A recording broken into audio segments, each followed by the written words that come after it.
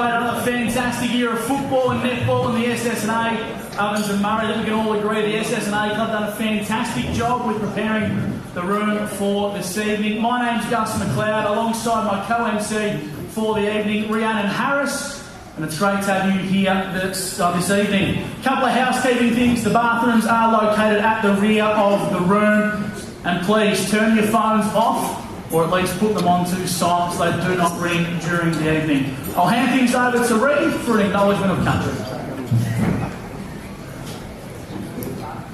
We acknowledge and pay our respects to the traditional custodians, past, present and emerging, of this land of the Wiradjuri people, who long before us lived, loved and raised their children on this land. I acknowledge any Aboriginal and Torres Strait Islander people joining us in person tonight or at any stage via the video stream. We also acknowledge all the Aboriginal and Torres Strait Islander families in the Ovens and Murray community, which stretches across the Wiradjuri and Yorta Yorta lands, acknowledging the physical and spiritual connections these families hold to their land. We come together to learn, to share and to journey together. I would like to now call upon the SS&A Ovens and Murray Chairman, Mr. David Sinclair, to the stage.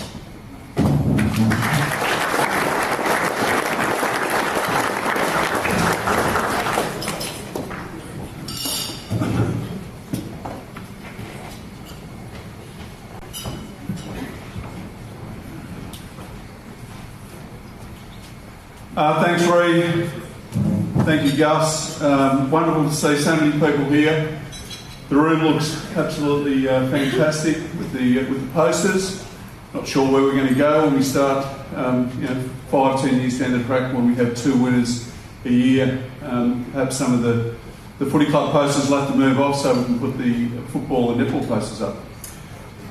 Distinguished guests, ladies and gentlemen, on behalf of the SS&A Ovens and Murray Football and Netball League, I'd like to welcome you to our 2023 Morris Medal and Tony Wilson Medal count. This is the first time since 2019 that we're back in our traditional time slot on a Monday evening prior to the grand final. Last year, if you recall, we were on a Wednesday night. The year before that, in 2021, we were on a middle of November, I think it was. And of course in 2020 there was no Morris Medal count. So it's brilliant to be back here this night to start off our grand final week. And after another wonderful season across all grades of football and netball, we pause to reflect on the year that was. Tonight we acknowledge our major award winners, as well as our sponsors, stakeholders and the broader football community that assist in allowing us to provide the extensive football and netball program that we do. The SS&A Ovens and Murray Football and Netball League are again indebted to the support we receive from our generous sponsors. The OMFNL is the strong, progressive organisation that it is due to the support that we receive from the business community right across North East Victoria and Southern New South Wales. Heading that list again is our major partner, the SS&A Club, who have now completed 23 seasons of unbridled support of Ovens and Murray football and netball.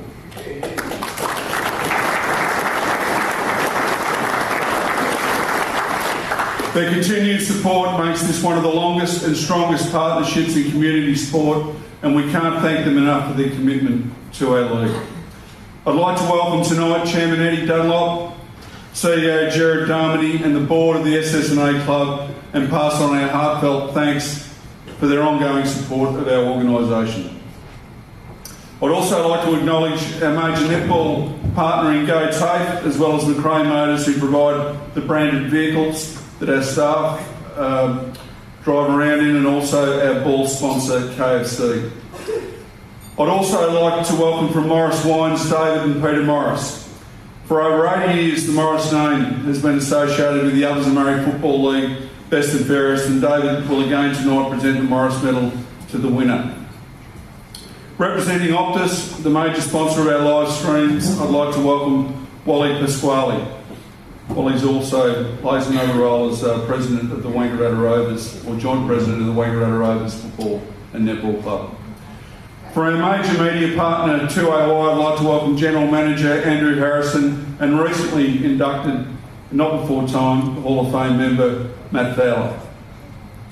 From New Balance and Belgravia Sports Apparel, the league's official apparel sponsor, Shane Watson and Olivia Safidi. Many thanks, Shane, for your support and for making the trip up from Melbourne. We really appreciate it.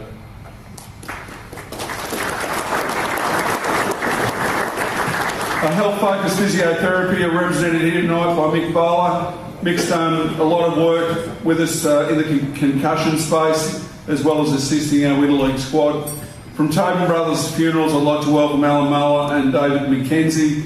From Sullivan Hair and Beauty, Mandy and Kelton Goyne. And from Road Safe North East, Robbie Allen and Emmy DeFazio. Welcome also to the member for Ovens Valley, Tim McCurdy, the only Polly here tonight. We invited them all, Tim. But thank you for coming, and I can tell you that your support of the league does not go unnoticed. I would in particular like to welcome, and I know he's just arrived, CEO of AFL Victoria, Ben Kavanagh, who's also made the trip up from Melbourne to join us tonight. Welcome, Ben, and thank you for the support you've given our league during your time in the CEO role. It's been greatly appreciated.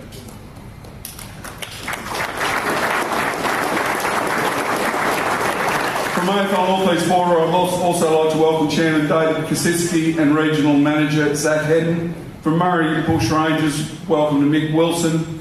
From the Hume Football League, I'd like to welcome their President Phil Buffler and their immediate past President in Brendan Ianson, and just to Phil and Brendan, good luck on the weekend for your grand final out there at Wildbundry. With Osborne taking on Holbrook, it will be a fantastic game. Representing AFL this evening is Jason Rain. I'd also like to welcome Tony Wilson, who will tonight present the medal struck in her honour to the winner of the A-grade Netball Best and Fairest. Welcome also to Adam Strang, representing the Strang family and presenting the Doug Strang medal to the leading goal kicker in senior football. And also to Fred Longmire, presenting his son John and presenting the John Longmire medal for the leading goal kicker in the under-18 competition. From the Border Mail, welcome to Andrew Moyer, Georgie Smith, James Wiltshire and Mark Chesser. And many thanks to that organisation for the coverage, the great coverage that they give our league. Welcome also to Ian Gamble from OMFNL and Tribunal Secretary Anthony Odoin. Also from Cartwright Productions, Travis Cartwright. Welcome Travis and Sabina. You would have seen both Travis and Sabina getting around grounds, filming both football and netball across the year. And sitting in the back end of the broadcast is from Wangaratta Computers, Luke Chilcott, who's here tonight. Luke pulls together all the graphics that complement our live streams. Many thanks to all our business partners, including those that couldn't attend this evening, that include Ramsay Healthcare, CUB, Sharon, Adroit Insurance, Platinum Science and Media, Other Birds, Coronet Jewellers and Club Warehouse. I also wish to acknowledge the print and electronic media for the outstanding work they do in promoting our competition. We can't thank them enough. I've already mentioned 2OY, but also their sister station 3&E and the O&M Live Call team for the outstanding job they've done this year, calling 2 games of football each weekend. This, coupled with our live streams, make the O&M product accessible anywhere in the world. The quality of the product is as good as you would see across community sport, and the radio call in particular is comparable with any Metro football broadcast. Well done, Harrow. Please pass on to your teams the great work that they do, and they should be congratulated on it.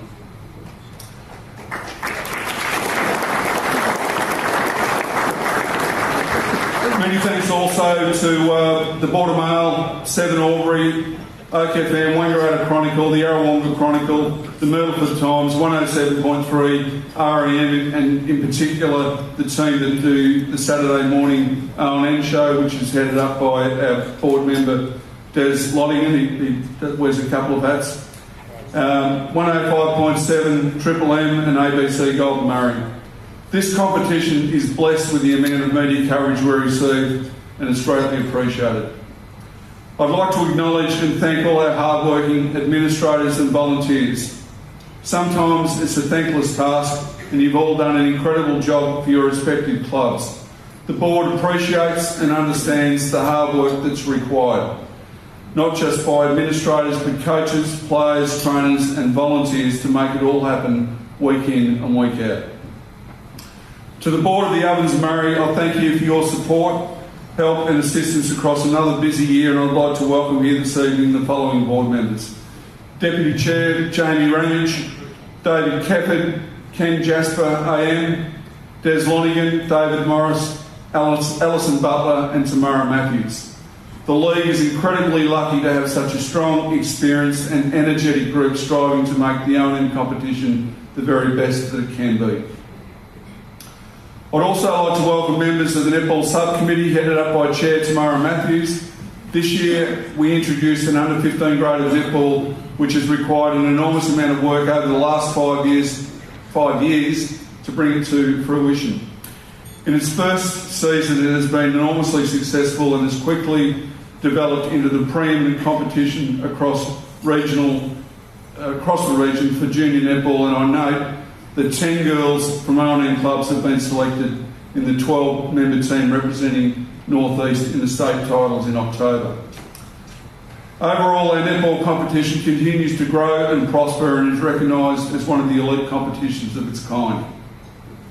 The Hall of Fame again a highlight continues to be an outstanding event celebrating the Ovens and Murray Football and Netball League's rich history. This year, John Smith, who was first inducted in 2006, was elevated to legend status, and Richie Castles, Andrea Grant, Matt Fowler, Dan Leslie and Tony Pasquale were the 2023 Hall of Fame inductees. My thanks go to Hall of Fame Chairman Ron Montgomery and his committee for again executing another outstanding event back in July. I'd also like to acknowledge our newest Ovens and Murray Life member in Bridget Casa, who was presented with a life membership earlier in the year after reaching the relevant games played qualification in last year's A-grade netball grand final. I want to also thank Tribunal Chairman Wayne Taylor and Secretary Anthony Odwin and Tribunal members for a thankless but necessary job. Thankfully, we probably don't have as many tribunals as what we used to have with the new rules that have been brought in, similar to the way the AFL now deal with incidents that happen on the football field. It's again been a challenging year for umpires across both football and netball, and I'd like to thank AFL North East umpires and our netball umpire coordinator, Chrissy Baum, for all the work they do in ensuring that our football and netball umpires, that we have football and netball and umpires each weekend. I'd like to pass on my heartfelt thanks to the league staff and General Manager Kane Arendaskas and Michael Bouquet. Kane came into the role earlier in the year and has done an outstanding job transitioning into the operations role, or from the operations role. His first order of business was to find a new ops manager, and we were fortunate to land on Michael. Michael has, as well, done a terrific job assisting Kane and supporting clubs. These guys, together with Ash Boyd, our bookkeeper, do an outstanding job in the day-to-day running of the competition. This year has been, again, presented many challenges, and our dedicated staff have picked their way through those issues and maintained our competition as one of the best and most innovative in regional Australia. When it comes to community football and netball, the professionalism of the O&M is second to none, and this is largely due to the hard work of our dedicated and talented staff. This year, the board of the league decided to commit to the Lavington Sports Ground as our grand final venue for the next 3 years, of which the first is this Sunday. This stadium is one of the best in regional Australia, and I want to thank Albury City and in particular Jack Bradley for all the work they've done to make this happen. You may have noticed the banners across Dean Street and the club flags at various entry points around the city promoting the final series and the grand final this weekend. Also, many thanks to Mark Sanson and the Lavington Football Netball Club for working with us to ensure that it's a memorable day for both spectators and participants. So far, we've had an incredibly successful final series with great weather and terrific crowds. In netball this weekend, Wodonga Raiders have taken all before them coming from the elimination final and giving themselves an opportunity to win their first A-grade flag.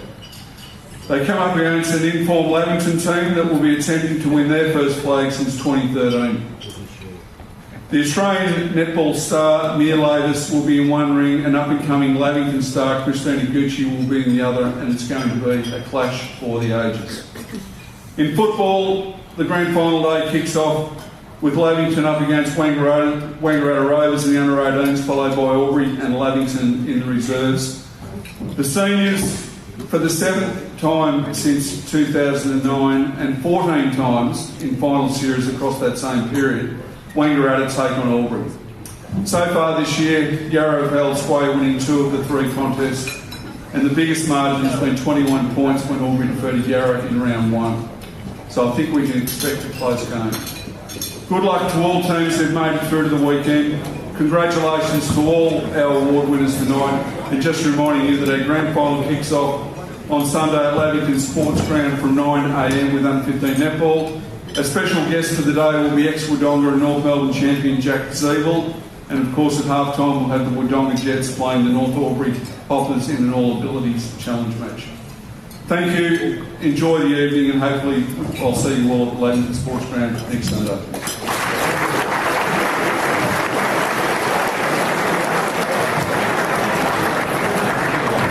Thank you to David for that wrap of the year.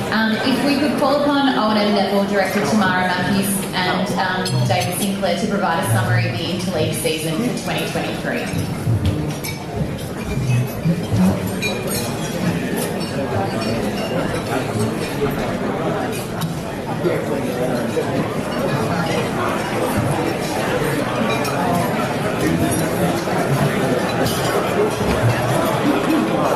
Thanks, Reed. It certainly has been another really exciting year for the Ovens and Murray Football Netball League on the netball side of things, with many of our players representing the league themselves and their club across a number of platforms. This year it was important that we established a group of coaches and players who were committed to player development, had a strong desire to succeed, and who were extremely passionate about the Ovens and Murray brand. How incredibly lucky we were to have found a group of people who epitomised all of those things.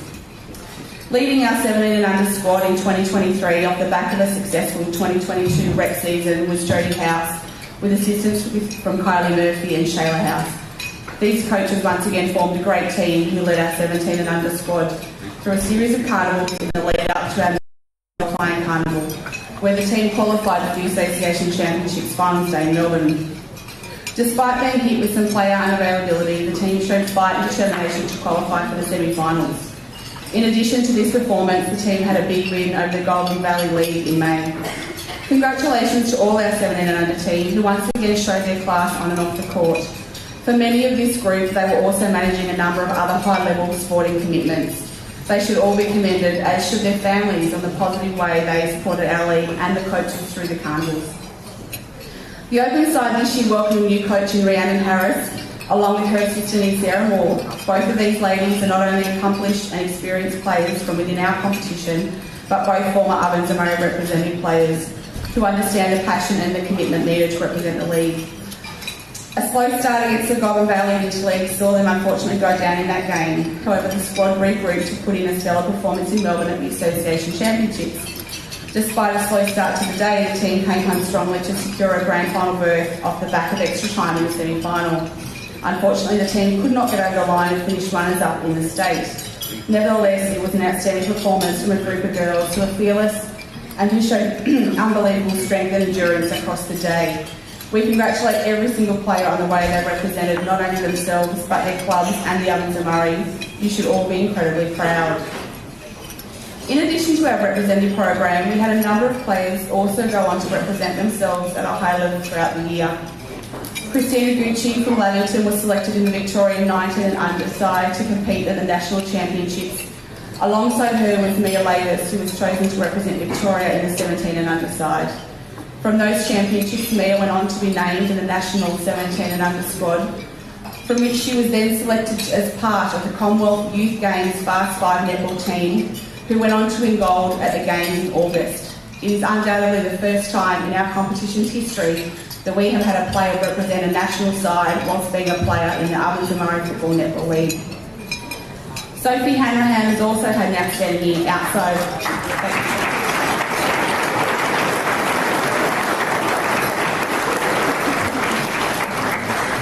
Sophie Hanrahan has also had an outstanding year outside of the Ovens and Murray competition, recently representing the Collingwood Magpies in the Australian Netball Championships in Queensland, where she competed against some of the best netballers in Australia outside the Suncorp Super Netball competition.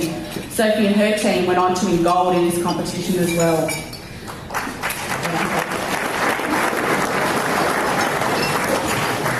Congratulations to these players. It is so important for our competition and for the players, particularly the young players in it, to see that there are pathways there, however different that they may look, that will allow them to follow their dreams and to better their netball careers.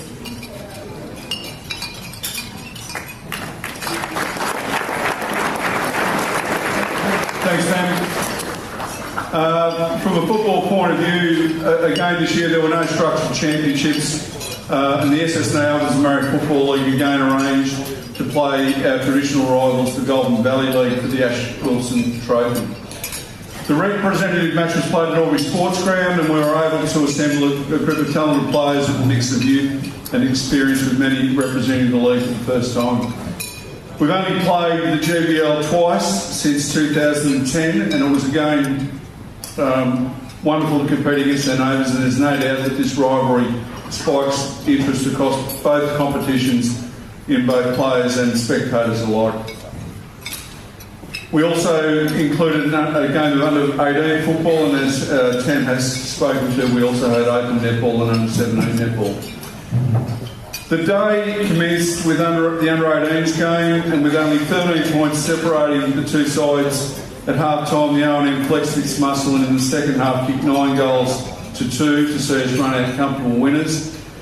Coach Tom McGrath and his assistants did a terrific job turning things around in what was a high-class game with some outstanding talent on display. Unfortunately, Tom couldn't be here tonight, but we thank him and his assistants, Danny Stevens, Andrew Robertson and Paul Twycross. I'd also like to thank runners Ben Tallarico and Will Ashton and the support staff in Simon Plunkett, Vince James and Fraser McKenzie.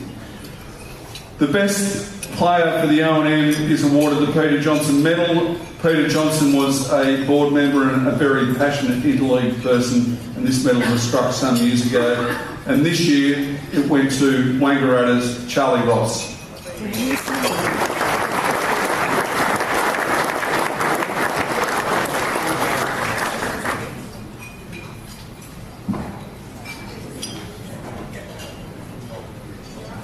Thanks, Charlie.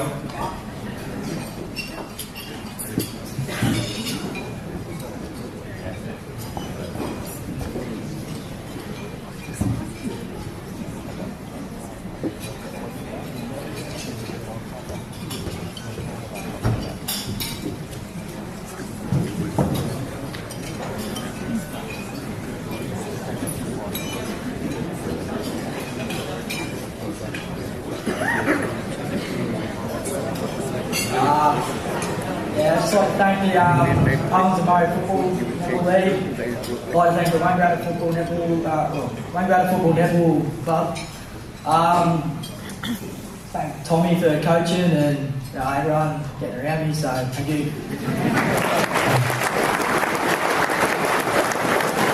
Thanks, Charlie. In the senior game, Damien Sexton, our interleague coach, did an outstanding job pulling the team together and was well supported by an experienced group of assistants. The O&M commenced where we finished off last year and led by 34 points at quarter time. We all thought, how easy is this going to be? But not to be. The GV did a terrific job in wrestling back the momentum, dominating the middle 2 quarters and got back to a position where they led by 2 points at three-quarter time. The last quarter saw the GV get out to a 15-point lead, and it looked like they were headed to victory when crucial changes made by the coaching staff started to pay dividends, which Riley Weiss went to full forward, kicked 2 goals, and there were critical goals kicked by Matt Casey, Lucas Conlon and Cody Short that got us over the line by 7 points. Thank God. It was an outstanding game of football and a great advertisement for interleague, and the players from both sides should be commended on the way they went about it. Many thanks Again, to Seko, who's an apology tonight, but I'd also like to mention Chairman of Selectors Jason Hollard, who's been involved now for a couple of years, and also assistant coaches Tyler Bonnet, Tim Scott and Nathan Parker. The runners on the day, Luke Garland and Sam Carpenter, and the support staff, Fraser McKenzie, Jason Burke, Anthony Odell and Ross Reed, Vince Jones, Lindsay Rawlings, Michael Bowler, Pat Stowe, John Batchelor, Ernie Tallarico and Andrew Freeman. Thank you all for your support. The Norm Men's Medal for the best O&M player on the day went to Albury's Jim Grills.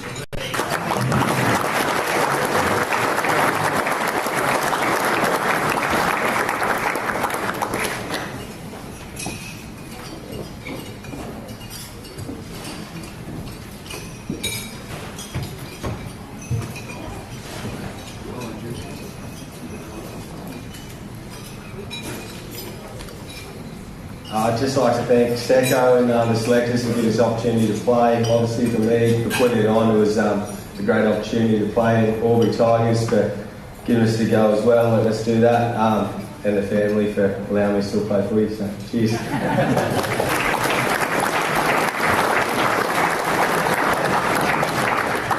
Thanks, Thinkers, and well done to you, Jim.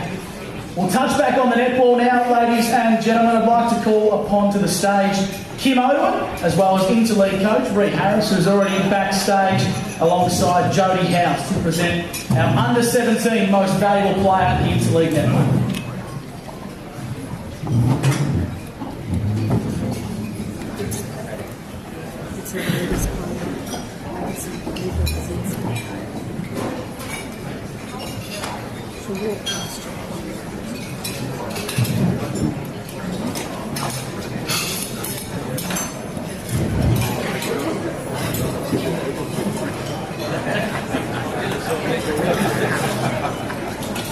The Under-17s MVP award is voted upon by the coaches across the 4 association representative carnivals and the standalone interleague match against the Golden Valley League.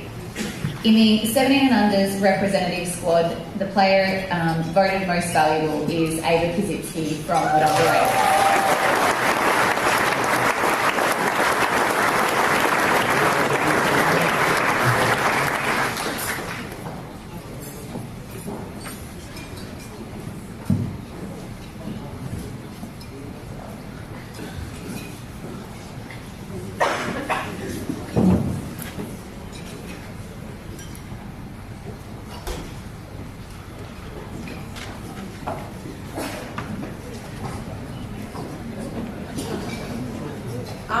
I would just like to thank the league firstly for such a great opportunity as interleague, and I'd just like to thank Jodie and Shayla and Kylie Murphy for being such a supportive team, as well as Tamara Matthews, not only in interleague but also with all the carnivals. So thank you.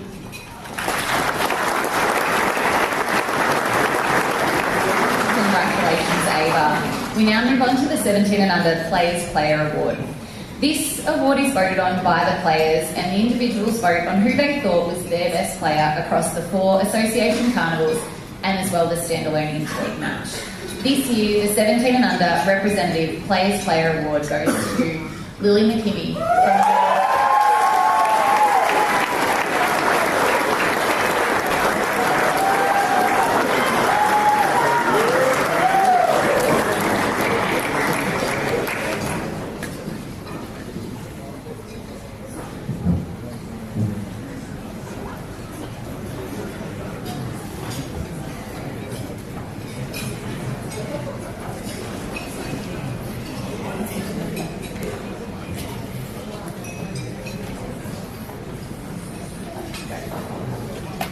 I'd like to thank the league for putting on such a good standard of netball. Jodie, Shayla and Kylie for all the support during the netball, and all my teammates for such an amazing opportunity.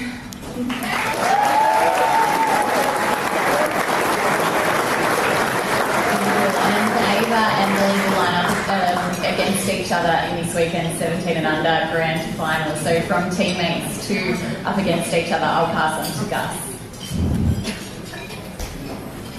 Thanks, Reed. Our next award to present is the Open's Most Valuable Player. And this award is voted upon by the coaches assessing performances across the association championships as well as the interleague match against the Goulburn Valley. Before we present this award, the Ovens and Murray Football Netball League Subcommittee are delighted to announce we have named this award in a great of our game's honour. It gives the Ovens and Murray great pleasure to announce the Open MVP Award will now be dubbed the Kim Odoin Medal.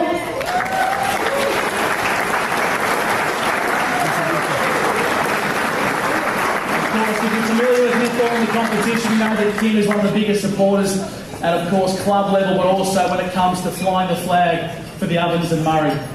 It gives me great pleasure to announce the Kim Odoin Medal for the first time.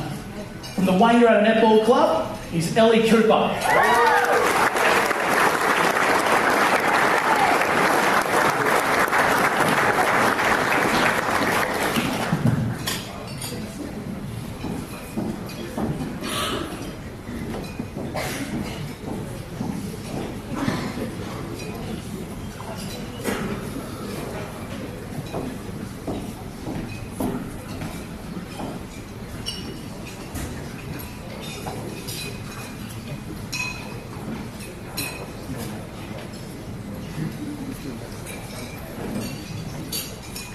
Firstly, I would just like to thank the Ovens and Murray for putting on tonight, and secondly to Ree and Sarah for coaching us, and a big thank you for Tam for all the behind-the-scenes work that she does. And lastly to all the girls, it's been a great opportunity to be able to play with you girls that come up against every weekend, so thank you.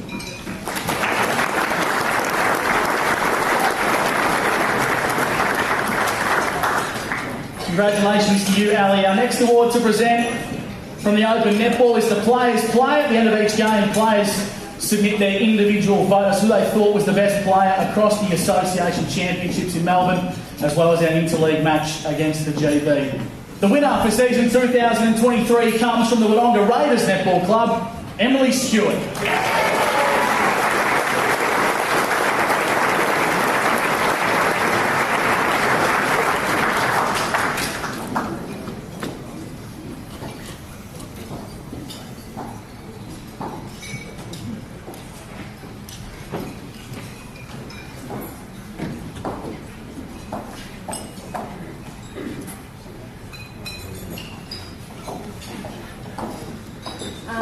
I would just like to thank Brady and Sarah for making it such a fun experience, and also just to reiterate and say thanks to Pam, who really does so much behind the scenes work. So thank you.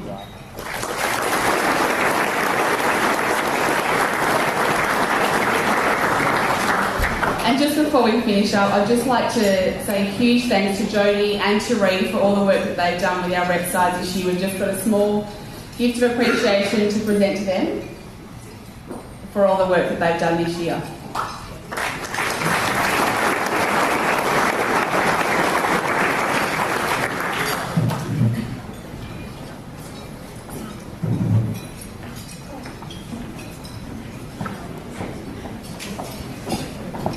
Well done to all who picked up awards in our interleague presentation. Our next award to move on to is the Netball Umpire of the Year. I'd now like to call upon Ovens and Murray Netball Subcommittee member Chrissy Bowen to the stage, alongside Ovens and Murray Director Alison Butler, as we present our Umpire of the Year for season 2023, Jane Baring. Jane's an exceptional umpire in the competition. Her devotion and mentor on the young umpires coming through the ranks is why she's a standout in season 2023. Put your hands together for Jane, ladies and gentlemen, once again.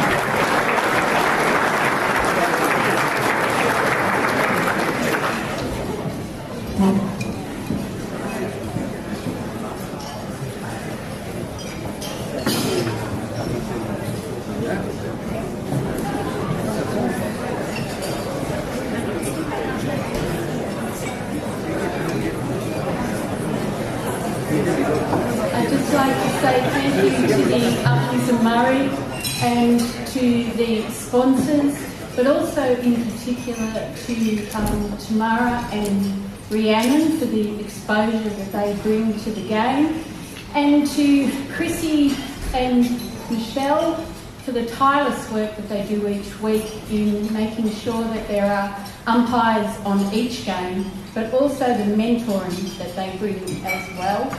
And to Team White, thank you. Love you guys, couldn't do it without you. And just appreciate your support, and thank you.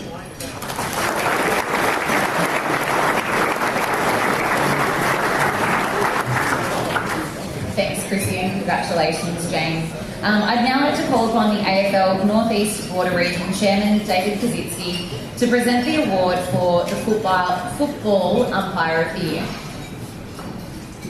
This year's winner is Jason Rain. Jason is the multiple winner of this award and has had another outstanding season once again at the Ovens and Murray level. Jason isn't with us tonight, and so Michael Bouquet will accept this award on his behalf.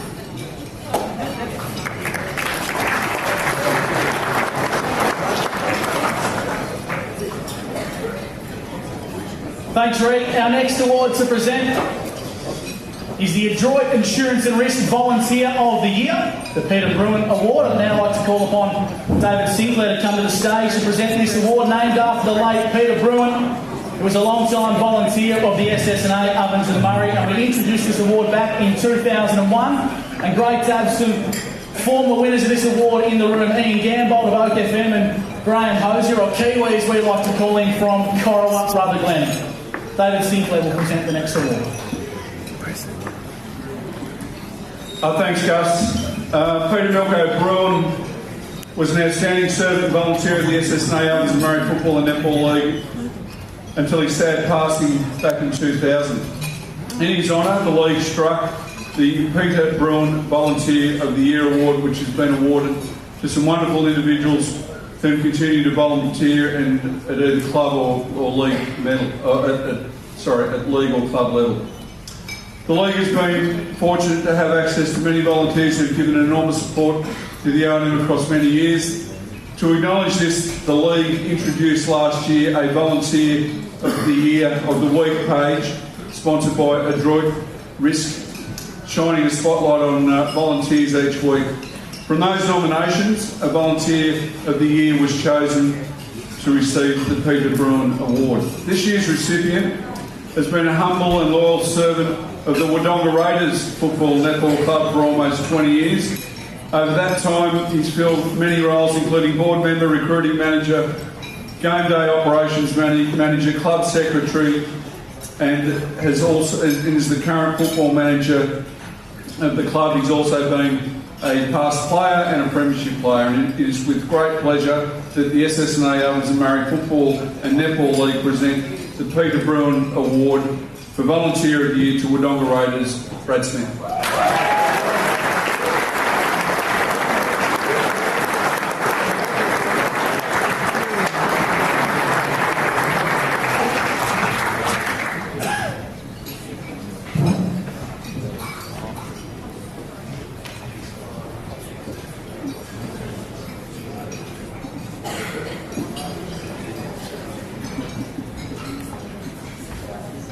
First of all, I'd just like to thank the Peter Bruin family for this award. Obviously, this can be a little bit embarrassing with so many people that do a lot of things for their clubs. But you know, I understand this is the recognition and the award. I'd just like to thank the Wodonga Raiders Football Club. It's when you become a volunteer, it's about being, having the fun and having the laughter and the banter and so forth, and it's been, very enjoyable, and obviously with the 4 netball teams in the side this year, hopefully we'll get a win. So thanks very much.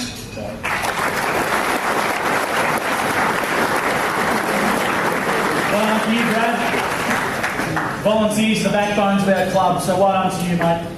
Hopefully it's an exciting Sunday for you and the Raiders. Our next award to present this evening is life membership to the SS&A Ovens and Murray.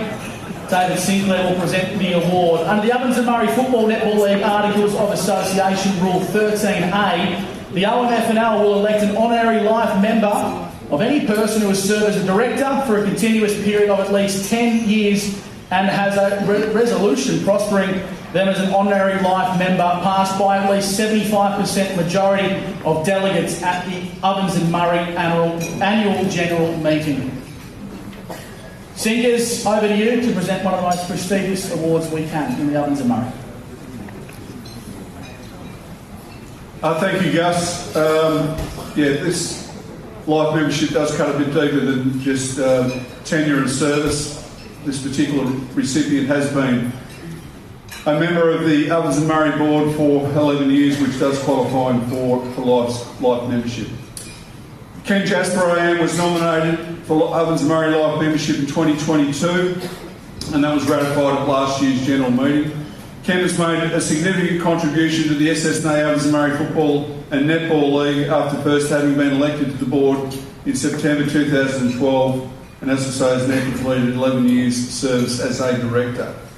Ken has had a life of public service, whether it be the Ovens and Murray Football and Netball League or the Murray Valley region. Ken held the seat of Murray Valley for 34 years after standing down in the 2010 state election, and coincidentally he has handed over then to Tim McCurdy, who's here tonight. Ken subsequently was named a member of the Order of Australia in June 2012 for his service to the Parliament of Victoria. He has been a staunch advocate of the southern clubs of the Ovens and Murray League and has been a highly respected member of the Ovens and Murray board and an outstanding ambassador for community sport. It gives me great pleasure to present Ken Jasper AM with the well-deserved SS&A Ovens and Murray Football and Netball League life membership. Well done.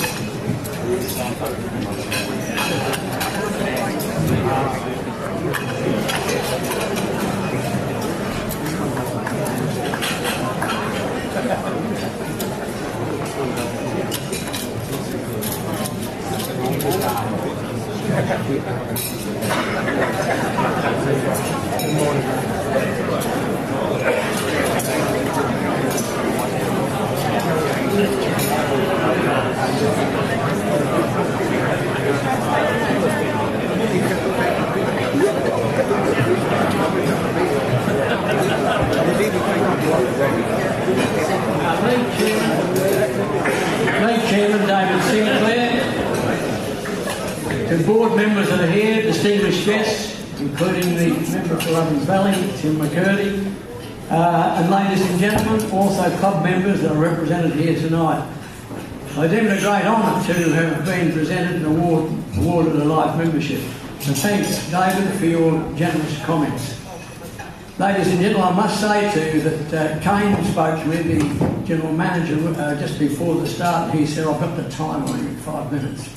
So I decided before I came I better write some notes so I can keep it brief, but also to cover some background as far as I'm concerned in relation to this.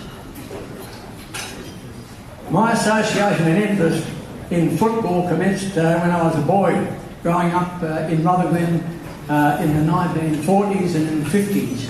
And that's a period when Ovens and Murray was going along very well, but in Rutherglen, everyone supported football. When there was a function on, football playing, everyone went. And of course, it got in my blood. And of course, you might remember, those who are old enough to remember this will refer refer to it, that the Wangaratta Football Club were the great winners in the late 40s going into the early 50s. And rather than the correlation in many respects, that they worked hard. And I was at a boarding school in Melbourne, and came up in 1952 to see us win, to be defeated by Wangaratta. But in 54, things changed. We came home from boarding school and Rotherglen won, and put them on the map for winning as it was then, the Ovens and Murray League Grand Final. So also at that time, Uncle Bill Jasper, MBE, he was president of the Rotherglen Football Club for at least a decade and gave great service to Rotherglen, but also he went on to be chairman of the board from 1965 to 1974. My interest was captured in football and what goes on, not as a player, but as a supporter. And after attending school in Melbourne, coming home, working for our family businesses at Rotherglen, I was elected as the member for Murray Valley in 1976. I attended matches. Part of what I did was looking to represent people and do all I could to support the electorate. And one of the things I did support was football clubs. So every Saturday I went to a match somewhere. There were a number of leagues involved in Murray Valley electorate. And by the end of the season, I'd be a member of about 12 football clubs, fully paid up member. And someone said to me one day, why are you joining all these clubs? Well, I said, I've got teams in the finals every year.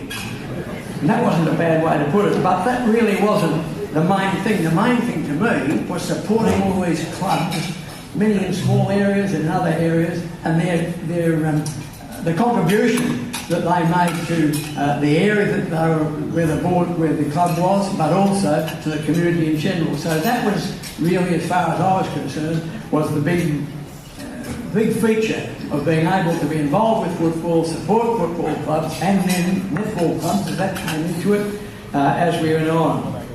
And so, fortunately, it goes on from there, these communities being very supportive. So after being in the Parliament and leaving in 2010, Wangaratta Rovers invited me to be a representative of the club on the board, and so I joined the board. I want to say, I wrote this out, this last part particularly, because I want to say this in closing. The board has been a rewarding experience, interesting, often challenging, particularly through COVID. Still challenging, but this season, apart from the Cora Rotherglen issues, showing strong, positive action right through. And again, I thank the board for the award of a life membership to this great competition, and I hope it goes, and know we'll go forward to bigger and better things when we see what's happened in this year and as we go forward from there. Thank you.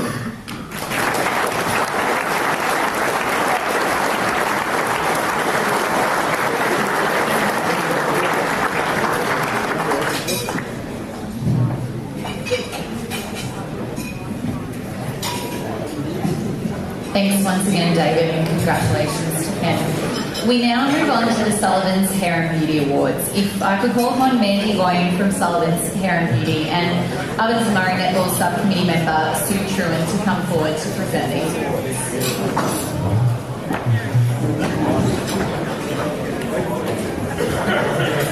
Sullivan's have been a long-time sponsor of the Ovens and Murray.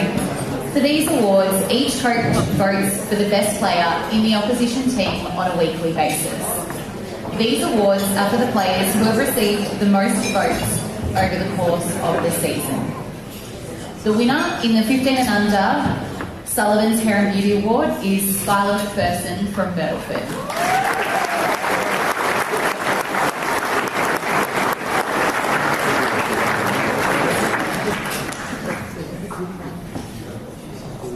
In the 17 and under category, Keely Moore from North Albury.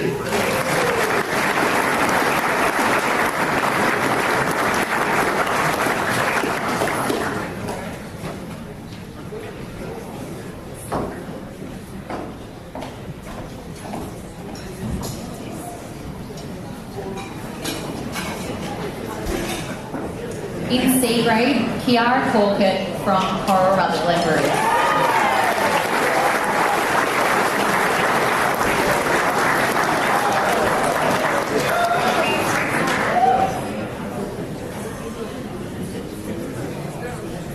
The B grade Sullivan's Hair and Beauty Award goes to Lauren Flynn from the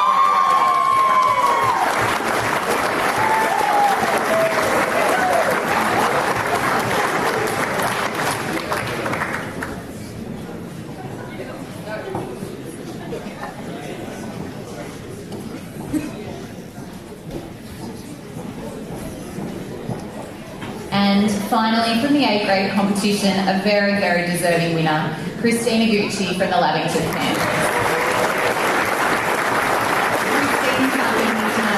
Christine hopefully come forward and accept that award on her behalf. But while Linda's coming to the stage, Kiara, I might just ask you a couple of questions if you wouldn't mind.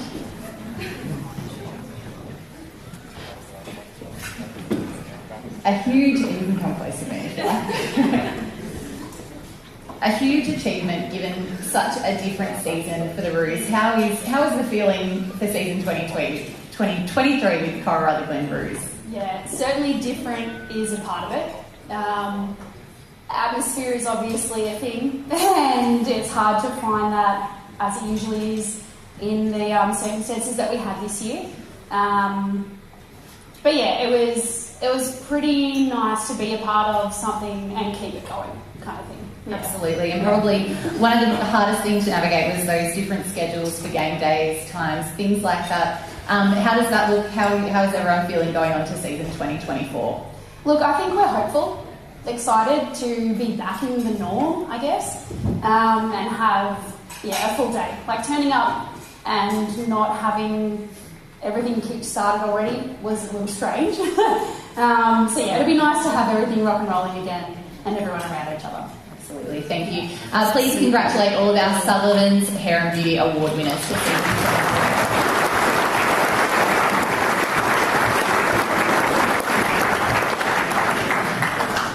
And a big thank you to Mandy as well. We move on to our Netball Hot Shots Award. To be eligible for this award, players have to have taken at least 200 attempts at goal. In the 15 and under competition, the winner on 82.17% from the Wodonga Bulldogs is Abby Lloyd.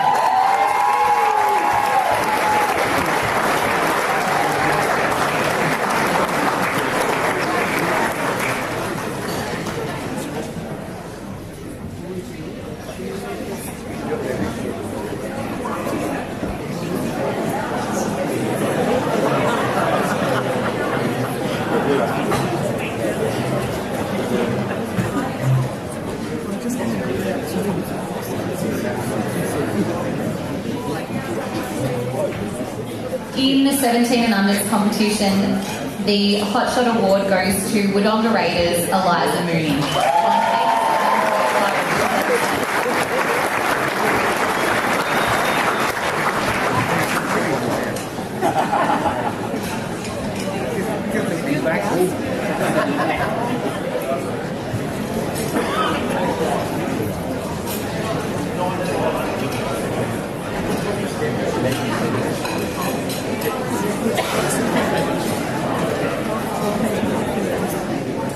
In the C grade competition, coming from the Yarrawonga Pigeons with a percentage of 85.37 is Briar Rotherham.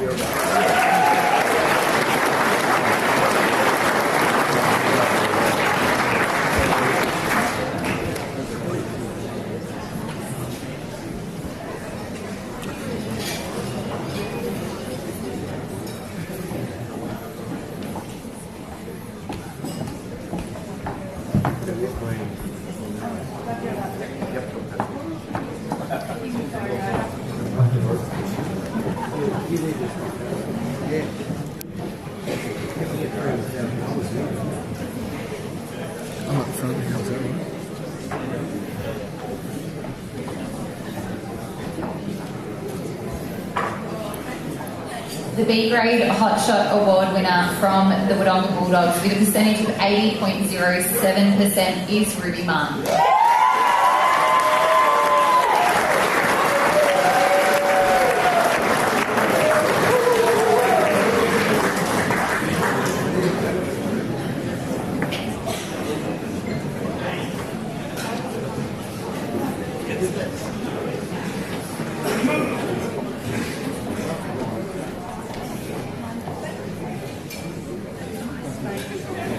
And the A grade hotshot for 2023 from the Yarrawonga Pigeons with a percentage of 84.97 is Kalisha Pell.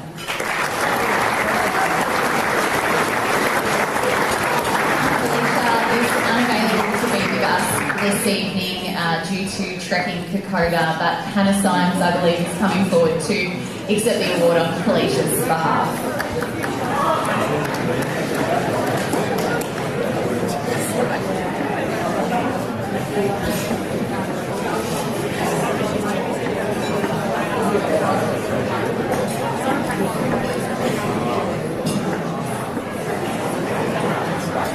Congratulations to all our Hotshots Awards winners, and thank you to Sue.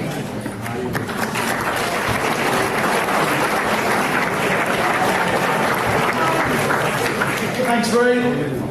Time now to get into our under-15 netball best and fairest, and a reminder to all our winners, once you have received the award, you can pop just to that door out there on my left through the photo site. That'd be greatly appreciated.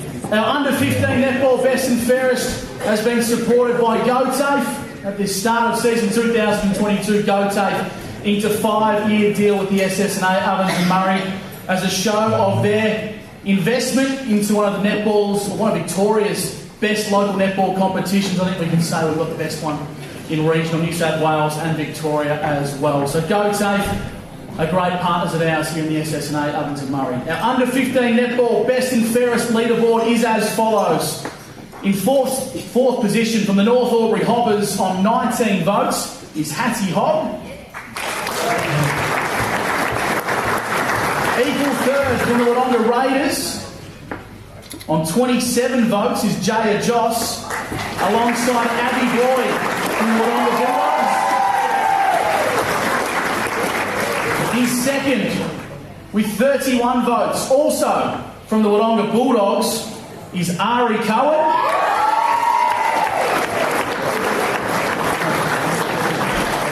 And our winner, with a whopping 38 votes, from the Myrtleford Alpine Saints, is Skylar McPherson.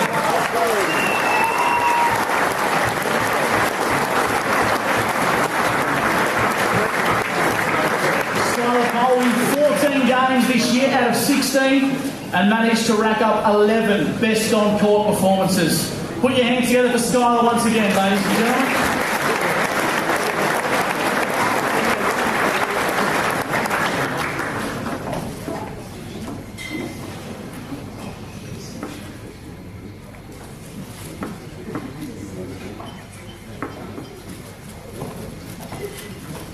First of all, I'd like to thank the O&M for putting on tonight. My coach, Janelle, my teammates, and my mum and dad for everything.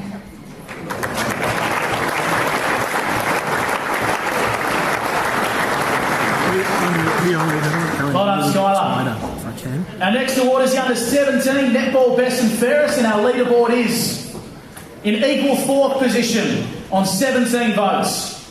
Molly Moylan of the Wodonga Bulldogs, as well as Lily McKinney from the Wodonga Bulldogs. In third, with 20 votes from the Wangaratta Magpies, is Rose Henry. Second, from the Yarrawonga Pigeons on 25 votes, is Morgan McRae.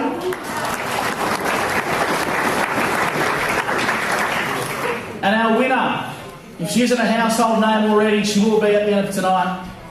With 28 votes from the Wodonga Raiders Netball Club is Mia Lavis.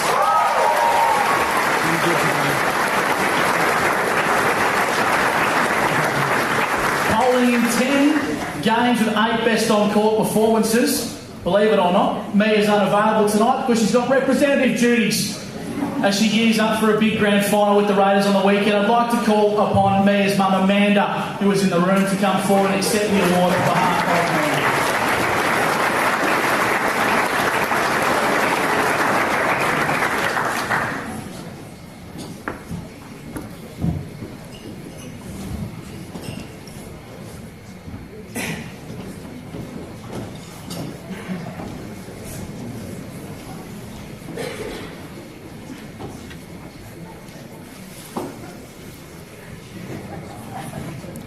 listeners. I'm going to ask you a couple of questions, nothing too curly, I promise. Obviously, it's been a huge year in your household. Do you think you can pinpoint what's been the highlight so far? I don't know, the last 12 months has just been an absolute whirlwind for us. Obviously, probably the Australian trip to Tobago, that was pretty amazing, and a gold medal. But the last 12 months has just been fantastic. Obviously, she was coming back from an injury, and yes, very exciting. Absolutely, and Raiders have had such an awesome season. 4 teams will play off in the grand finals over this weekend. Mia lines up in the 17s and under competition, and potentially as well on the A-grade court. How has she enjoyed the final series? Oh, she just loves it. She loves being on the court, loves the Raiders girls, and wants more the prize on Sunday more than anything, any other award. So yeah, absolutely. Well, another round of applause for our 17 and under.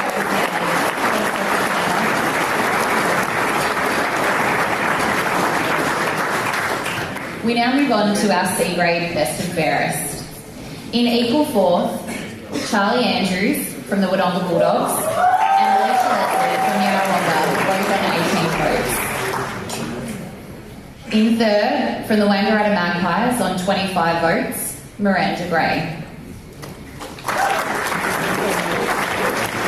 Second place, from the North Albury Hoppers on 27 votes, Nicola Scalzo. And the winner on 32 votes from the Myrtleford Alpine Saints.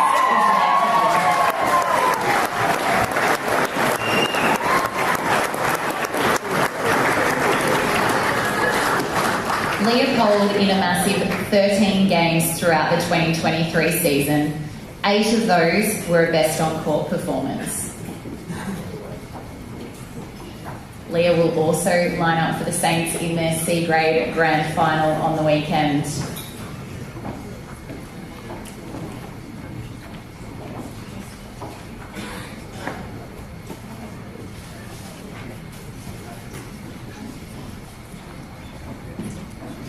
Thank you. I'd like to thank my coaches this year. It's just great to be back on the court, my team members, everyone at the Myrtleford Club. It's just such a supportive club to be in. The O&M and the umpires and the opposition. Thank you.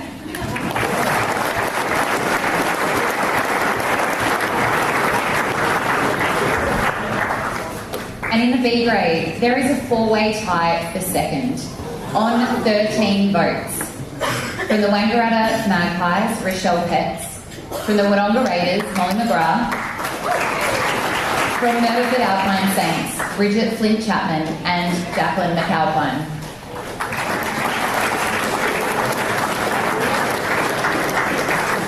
The winner on 17 votes from the Wodonga Bulldogs Football Netball Club is Chloe Locke.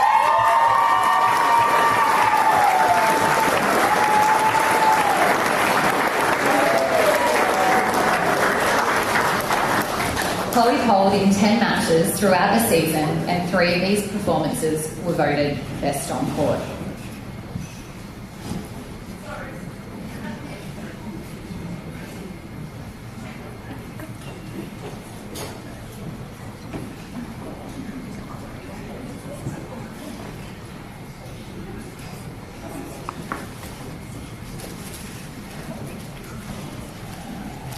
Wow.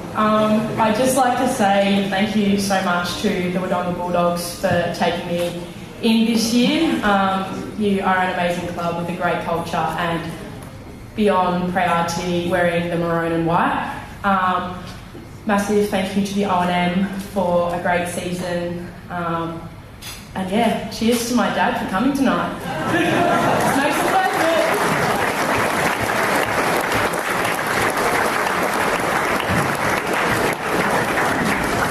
Congratulations to all our award recipients so far. We will now break for dinner, where dinner will be served. So please feel free to refill your glasses, fill your bellies, and we'll be able to finish for a while.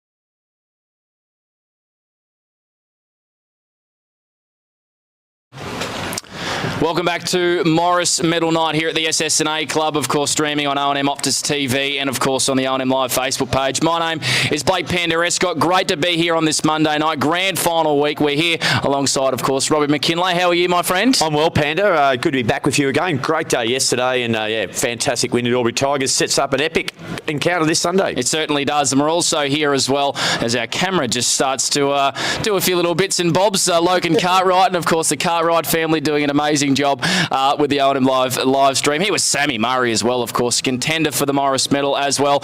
Sammy, of course, unfortunately for the Wangaratta Rovers, went out in the first week of the finals, but you've been able to chill over the last couple of weeks.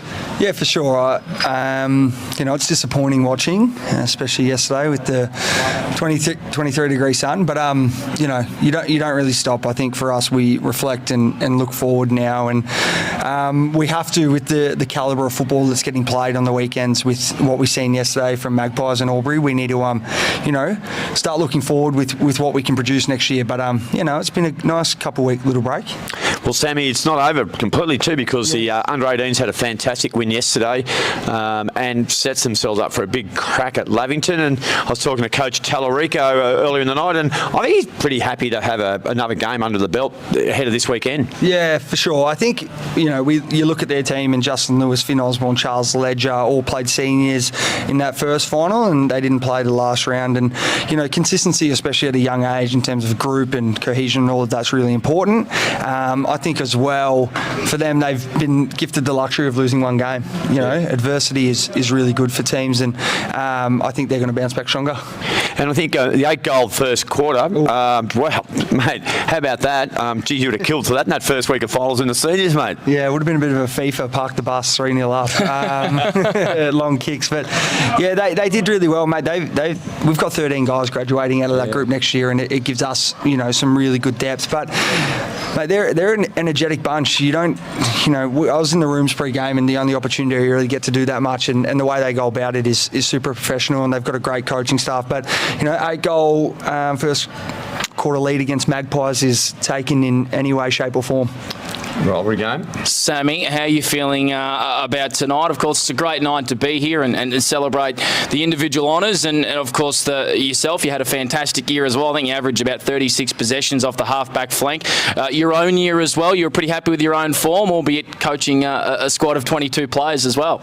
Yeah, for sure. These nights are nice to reflect. You can go the cliche route and say, I wish I was playing this week, which I truly wish I did. But to, sometimes stop and reflect on the work you're doing from November all the way here is nice. I don't like when I play great, because I think it usually leads to us as a team not playing as well. And if you look at the stats, you'll see that. The games I've had really good games is when we don't necessarily perform as well. And when we perform well, I don't necessarily have to do as much. And that could dictate a lot tonight. But it's good to hold form. I think the biggest challenge for coaches is to hold form while coaching. And it was definitely something I was considering is how do I react when the chips are down and I'm not able to impact. And footy is the one thing that I'm there to do as well as coach. So, we'll see what happens. And I guess, Sammy, one of the other sort of big parts of the whole season for Wangaratta Rovers was, and it can't be denied, was the impact the prime train, like Tommy Bolsh had at the club. Now, people can look at on the field or off the field, but let's talk about off the field. Yeah. And it was just amazing, particularly in the year, that the buzz around kids. The kids, the engagement, and you look at that, and it's all about, at the end of the day, getting people into the ground to watch. Yeah. And then, so how do you assess Prime's off-field? Let's go off-field, and Panda's going to ask you about on-field. For sure. Well, head of production of Prime Trains Vlogs is standing right here behind the camera, and he is too. We're very lucky to have him. Prime, brings great beauty to football. It's easy to look at it from a tall poppy syndrome point of view and go, maybe it's not the best. But, we had kids travelling from Geelong. My mum is sitting on the bench as a trainer, and she teaches in Colcan, and, all her kids from school come come and support Tom. We had some weeks kids go. We've come from Geelong to watch him, to give that type of exposure to the Ovens and Murray. And I think I spoke early in the year, Panda, on your podcast that, no one else, gives that much to the league in a direct way. And Tom doesn't ask for anything from the league. He doesn't get paid. Yeah. But the amount of exposure we get alongside what you guys do is great. Tom had an interrupted year from a footy perspective and was unable to effectively put together, as consistent as a year as he would like. His pre-season form was as good as anyone else's. Yeah. And then from there, injury, I think before the injury he had some really good games. I think he had some really good games with, before that Yarra game, kick 4, but he come back and was consistent in terms of disposal, but we as a team just weren't giving enough opportunities to our forwards. Yep. What about some of the other people you played against this year? I mean, the competition had so many great players. Angus Baker had a fantastic year. You saw firsthand probably in that elimination final how good he was. Sorry, Sammy, your other ex-Collingwood teammate as well, and Tim Broomhead, someone who might poll a lot of votes and had a great impact at North Albury, but albeit ineligible to win. Yeah. I guess looking on some of the players, who do you think are real contenders tonight? Yeah, it's a great question. I think this year it's really hard to pick. Last year, Masters was a clear standout, the way he went about things, and we probably all went into that knowing where that was going to end. I put Cam Ellis-Yeoman into the discussion because of the sheer influence he has on contest, and umpires are around the contest a lot. You notice him, and it is very hard not to notice him, albeit they didn't have a lot of wins. I think he polls really well. Cam Wilson's impact around the footy again is somewhere he doesn't get spoken about in a lot, and Willie and Mark and Lee Masters, they all hurt him, but I think what Baker did was very impressive. He willed himself to win games personally. He did a lot for that club, and by his own individual efforts did a lot, but I can't look past Cal. How many times did he kick 10? 3 times. Got double figures. Did he kick 8? Once. Well, there's 12 votes. 12. Yeah, it's hard to look past that, and it'll be interesting to see how it ends. Yeah, and Sammy, I suppose amongst your own Wango Rovers playing group, wouldn't it be ironic if, say, the Ibis bobbed up and pinched a 3-voter off you, and S. Murray misses out by 1 or 2? Don't forget Paddy as well. Paddy. Well, Paddy's one of my faves. It's Paddy, but so that would be interesting. But I think Ibis had a terrific year, and that's obviously Toby, the youngest brother. He should poll okay too. Yeah, hope he doesn't cost you, mate. Yeah, he's he's right up me in the Wangaratta Rovers best and fairest at the moment. That's been pre-counted to about 15, and he cost me early. Definitely. Surely you voted that, mate. You can sort that. Yeah. Get that sorted. Yeah. Good call, Rob. Good call. There's a lot of boys watching at home, so no. But mate, Toby did really well. He come a long way. He was at Essendon earlier in the year and definitely had a lot of AFL interest, and made the decision to come back home. He played representative footy for 4 or 5 years. Footy becomes very transactional. Yeah. And he lost that club spirit, which I was able to gain at Henty in 2014, 2015. Yeah. Mate, Toby will poll really well. He's a superb talent, and if he cost me, he cost me. For me, it's not about me tonight. If Toby gets a few votes at home, he'll be over the moon sitting there. Maybe touchy old Christmas Day, mate. Well, we're all put in our place. We're all put in our place, and Nick walks home. So. Yeah, that's right. And that was going to be my next question. So obviously he had the knee injury, but I believe I'm talking to Mum Ali beforehand, and she said he's making really good progress. A couple of weeks ahead of where he thought he might be. Yeah, he's enjoying the off season, which may be putting him back a week or two. Mad week is always good fun. Nick's definitely mad.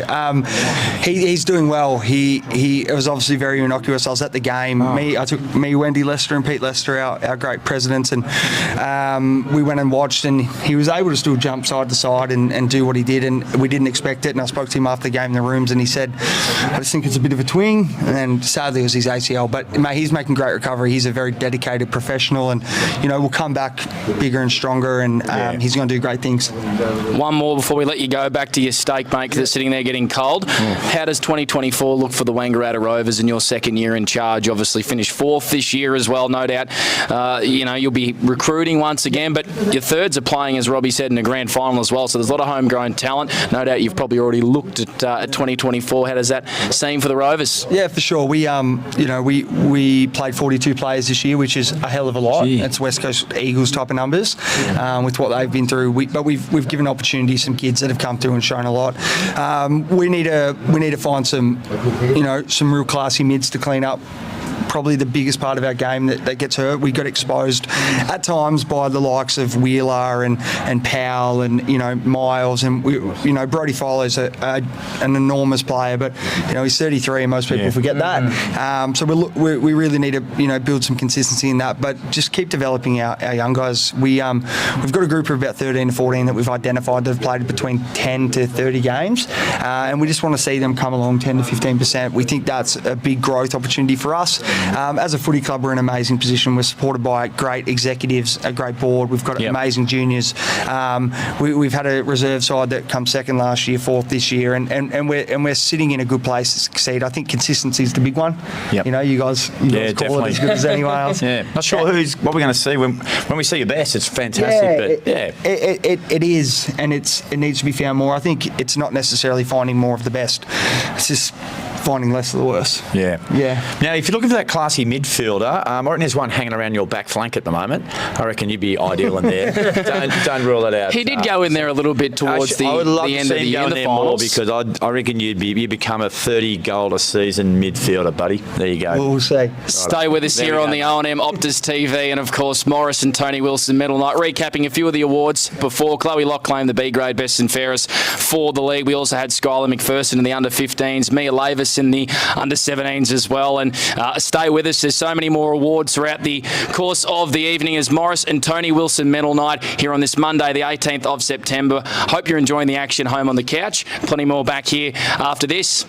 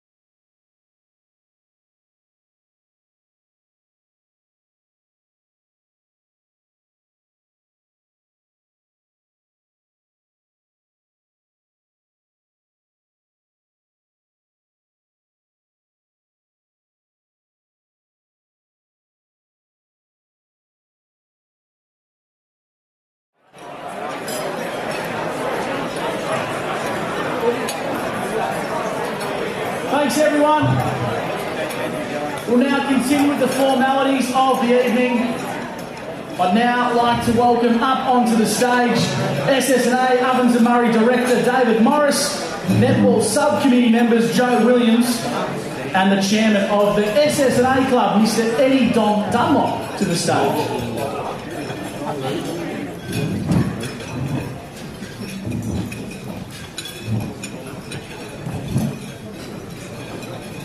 Our rising stars are nominees selected on their transition from the Ovens and Murray Football Netball League underage divisions into consistent performers at a senior football or an A-grade standard of netball. A rising star from each of the football and netball are nominated each month. For the month of April, the nominees are Molly Murray from the Wangaratta Rovers and Ashton McPherson from the Motorford Alpine Saints.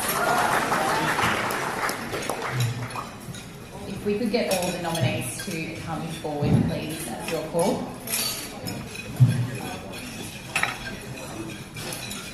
For the month of May, Christina Gucci from the Lavington Panthers and Nelson Bowie from the Wodonga Raiders.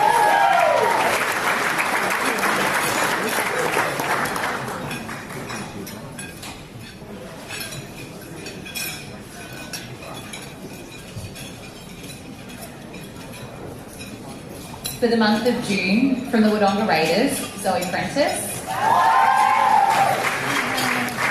and Justin Lewis from the Wangaratta Rovers.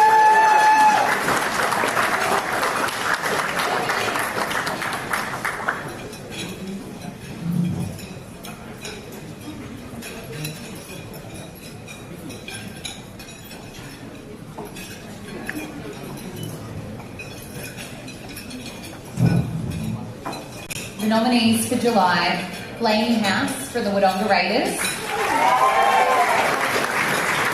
and Max Byrne from the Albury Tigers.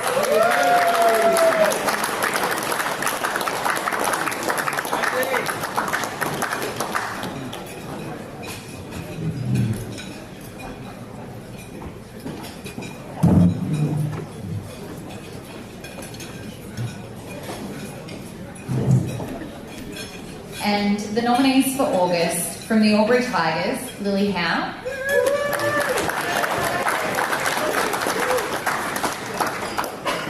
and Will McCarthy from the Wangaratta Rovers.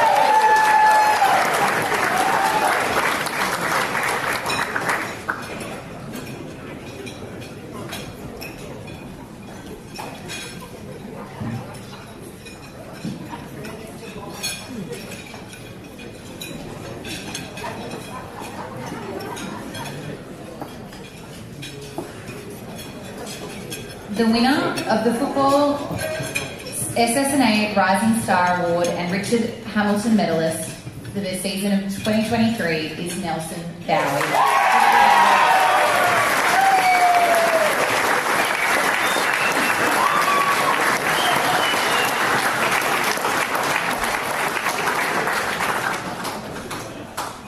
Nelson, congratulations, mate. You must be over the moon. Yeah, absolutely. Right, let's get going. Tell us about your story, Nelson, and your football journey. Obviously, you've been a Raiders boy throughout your junior football. You've played a few permanent games in the TDFL with Chiltern, also represented the Murray Magpies, but now you've come as a full-time senior member of the Wodonga Raiders program, and you've come a long way in just a 1 year of senior football. Got a taste of it last year, but earned your stripes this season. Tell us about the season that you've had so far. It's been awesome. Like, I love playing seniors. Had a few games last year and just really enjoyed it. Like, all the boys were around me a bit. And yeah, coach and staff like Armo, Pricey and Pax really supported me all year. And yeah, it's been a great opportunity. Loved it. And some great mentors at the Wodonga Raiders, leading youngsters like yourself. You must walk a lot taller running out with a guy like Cam Ellis-Yeoman alongside you. Yeah, it's awesome having Cam out there. A lot of the leaders around the club as well, like St John's. Yeah, it's just awesome. Sure, there's a few people you'd like to thank? Just thanks to all the coaches, Pricey, Armo, Pax, the O&M itself, all the boys. Like, the team's been awesome, and just my family. You're a star. Put your hands together for Nelson Gowrie, ladies and gentlemen. I'll hand back over to the league and netball rising star.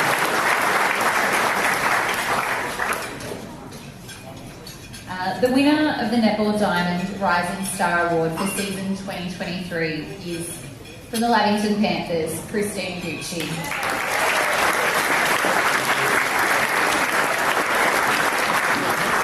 This award is to be accepted by Coach Linda Charlton, as Christine cannot be with us this evening, and I'll just wait for Linda to come up on stage.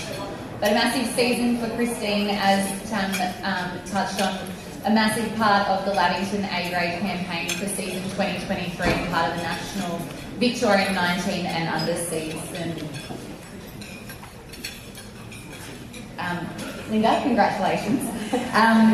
Christine, it's only her second year of netball, let alone her first full season of A-grade netball. Where do you think she's most developed her game? It's hard to say really, because she came to us as such a natural. Like, she is obviously tall, but she's also incredibly athletic. She can pull in just about any ball, and when she came to us, she'd played basketball before, so she already had a pretty consistent shot. But I think the step up from B to A, and in her state representative duties, the big challenge was how physical some defenders can be, so she's got a lot stronger. She's great on that hole, and that's really developed over the season. Absolutely, and the weekend ahead is very exciting. How did you spend your weekend off, and what's plans for the week ahead? Well, it was my son's birthday, so we had a party for him, so it was very relaxed.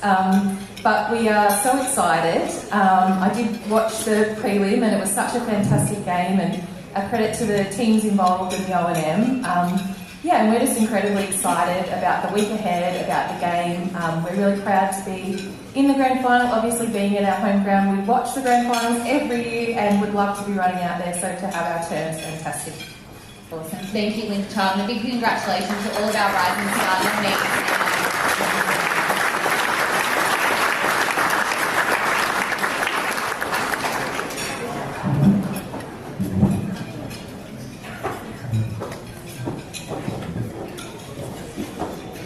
Well done all. Our next award for the evening is the McRae Motors Third Player of the Year. I'd now like to call upon Ovens and Murray Director Ken Jasper to the stage to present the award on behalf of McRae Motors. And from McRae Motors, Nick Longley sends his apologies this evening. McRae Motors have been a long-time partner of the SS&A Ovens and Murray, supporting our thirds program, and is one of the league's longest-standing supporters. A voting system for this award was determined by each thirds coach after a home and away game, selecting the best player from each team. And the winner of the 2023 McRae Motors Thirds Player of the Year comes from the Wodonga Football Club, Ruben Burke.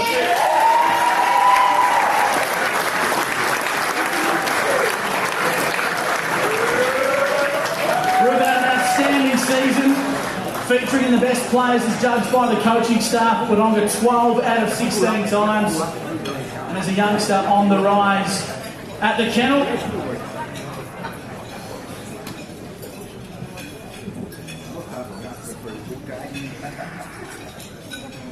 And just a reminder for all those award winners this evening, if you pass left of stage to get a photo after you accept your awards. Ruben, a few people you'd like to thank? First off to the O&M for putting together a terrific season, and the SS&A tonight for also putting on an amazing night tonight for all the award winners. My close family, Mum, Dad, Nan and Pop, you were at every game this year, and you were in my corner throughout the whole year, and you were so supportive of me. I would have been able to do it without you. To Driz and all the other coaches, Darren, JT, I've taken my footy to the next level this year because of you guys. And lastly to the club, we've got such a good culture at the kennel, and it's such an enjoyment playing, and I feel like I'm a better player because of the culture we have and the teammates that are around me.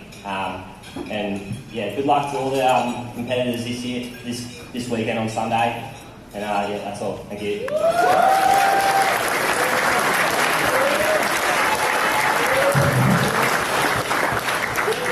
Well spoken, Ruben, and congratulations to you.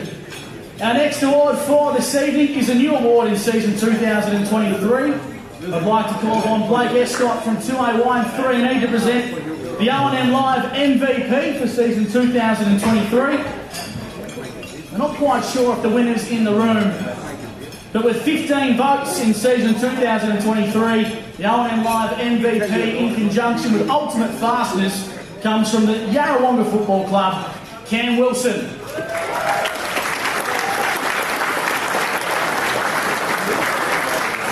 Cam is in the room.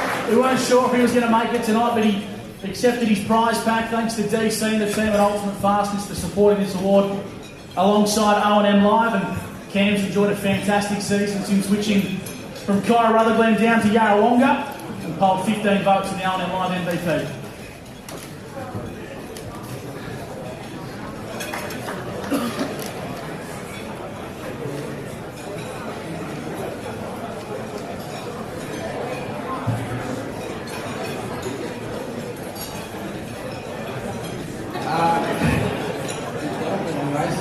Thank you to obviously O&M Live.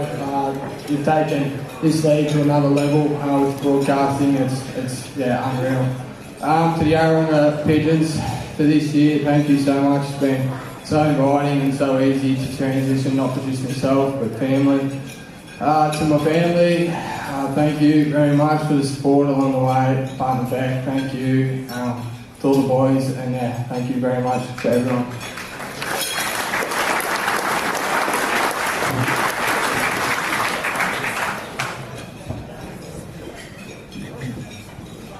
We now move to the OMFNL Player of the Year award. If I could ask Ian Gamble from the OMFNL to the stage to present this award. This long-standing media award has been presented since 2005. The winner from the Yarrawonga Football Netball Club is Willie Wheeler.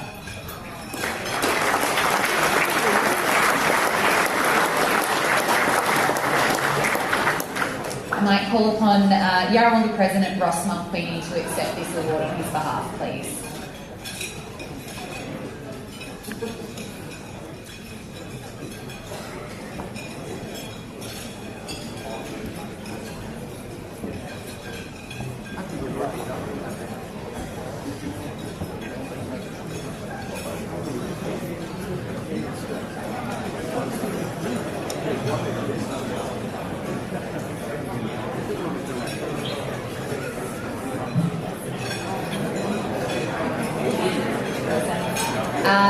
Thank you to Ian, Ross and Ken.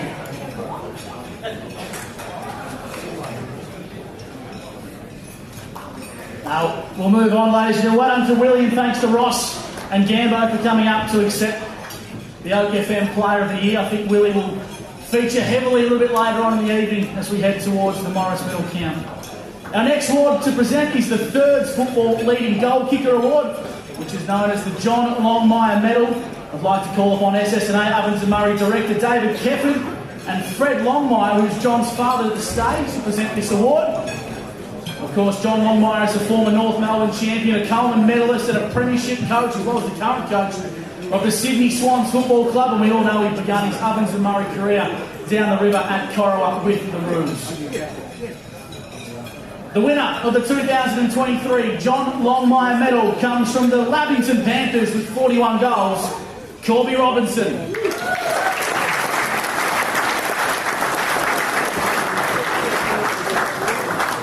Of course, Corby's had a taste of senior football and was a leading figure in Lavington's success this year in the Thirds, and we wish them all the very best in the big dance on Sunday.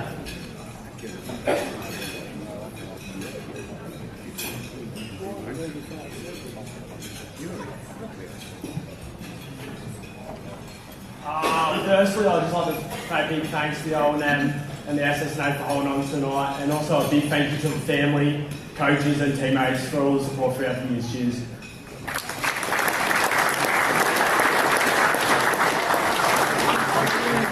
Well done, Corby. Our next award is the Reserves Leading Goal Kicker for season 2023. Played a pretty good game on the weekend, just quietly. From the Yarrawonga Pigeons with 41 goals is Dylan Walsh Hall.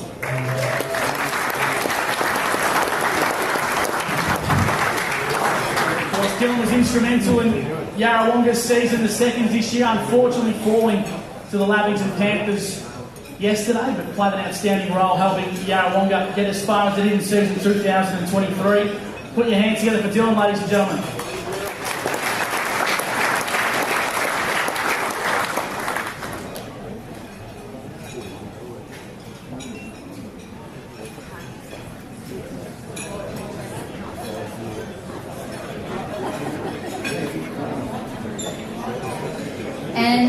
The Doug Strang Medal, such a synonymous medal with this competition. If I could welcome Adam Strang to the stage, representing the Strang family to help present this award. Doug Strang is a former Richmond and Albury champion. He's currently the joint record holder for the most goals in an Ovens and Murray season, kicking 126. Safe to say my bet at the start of the season let me down.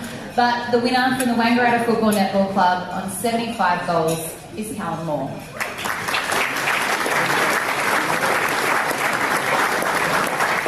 Unfortunately, Callum sends his apologies for not being able to make it this evening. If I could call on Dale Carmody from the Wangaratta Football Netball Club to accept the medal on Callum's behalf.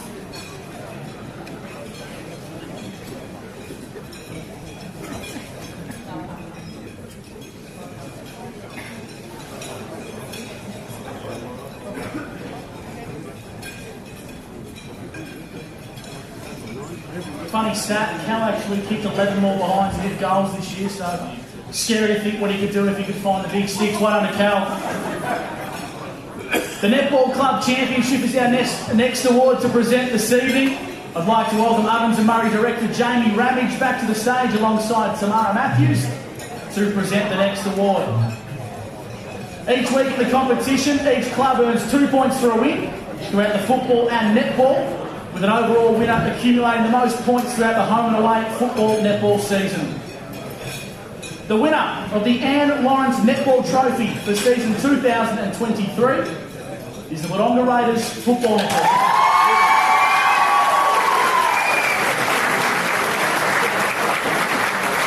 I'd like to call upon President Zena McCartney to the stage alongside Leonie Moody to accept, the Anne Lawrence Trophy.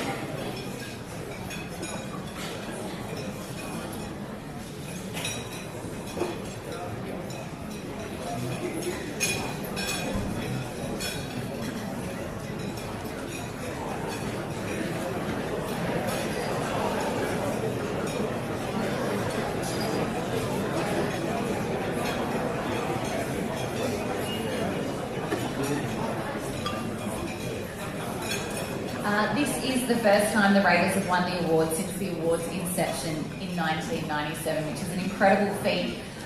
What a fabulous season 2023 has been. What do you think has been so important to the club's success this year? This has been a culmination of hard work on and off the court over many, many years. And, you know, it's a real recognition of our club culture, where we've been heading to, and it's just so exciting. And 4 teams through to this weekend's grand final. The vibe around the club must be very high. The vibe is huge. And 3 teams going into extra time yesterday might have sent a few curly hairs in your direction. Oh, there was a lot of heart palpitations. A big congratulations. I'm sure you've got a few people that you'd like to thank. Yeah, as I said, this has been a long-held goal of Wodonga Raiders Netball Club to get to the top of that club championship. It really is an indicator of how well you're doing. We've often had our juniors sitting on top and holding us up, but now we've got such depth in our club. I'd really like to thank all the players and all the people in the background. Zen in his first year as president of the Wodonga Raiders. The board is so supportive, the club's so supportive, and yeah, we're in a really good spot. Well, a massive congratulations to this year's Netball Club champions, the Wodonga Raiders.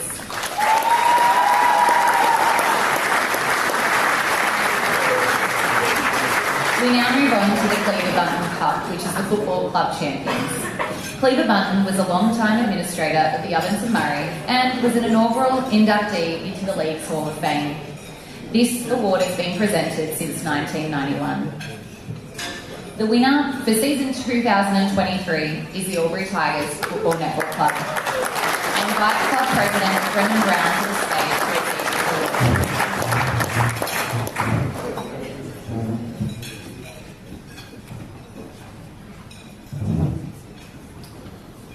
As Brownie makes his way to the stage, we wish the Albury Tigers all the best for the grand final on Sunday. Seniors and reserves for Albury.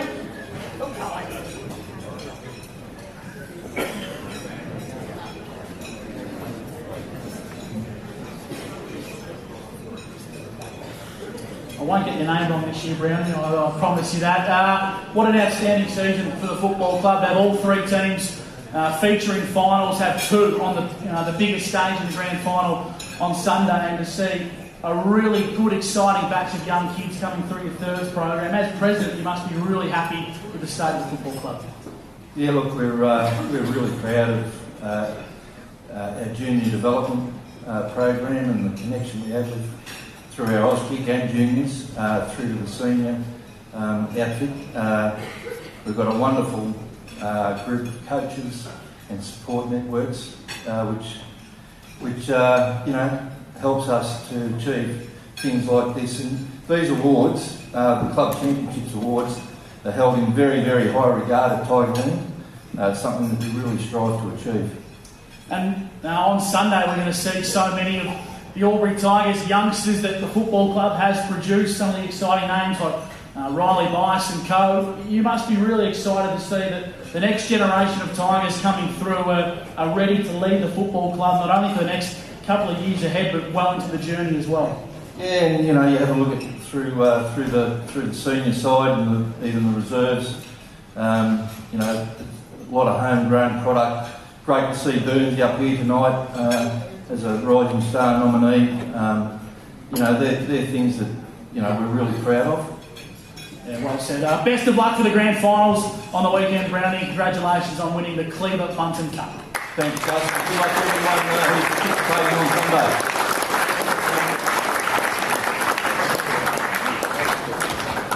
Sunday. We now welcome Robbie Allen from Road Safe North East to join JB and Tamara on stage to present the next award, which is the overall club championship sponsored by Road Safe.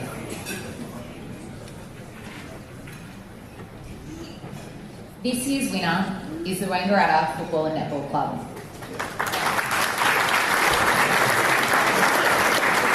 If I could ask Brendan Gurley and Felicity Carmody to come forward to collect the award. This has been Wangaratta's second club championship since the award's inception in 2010.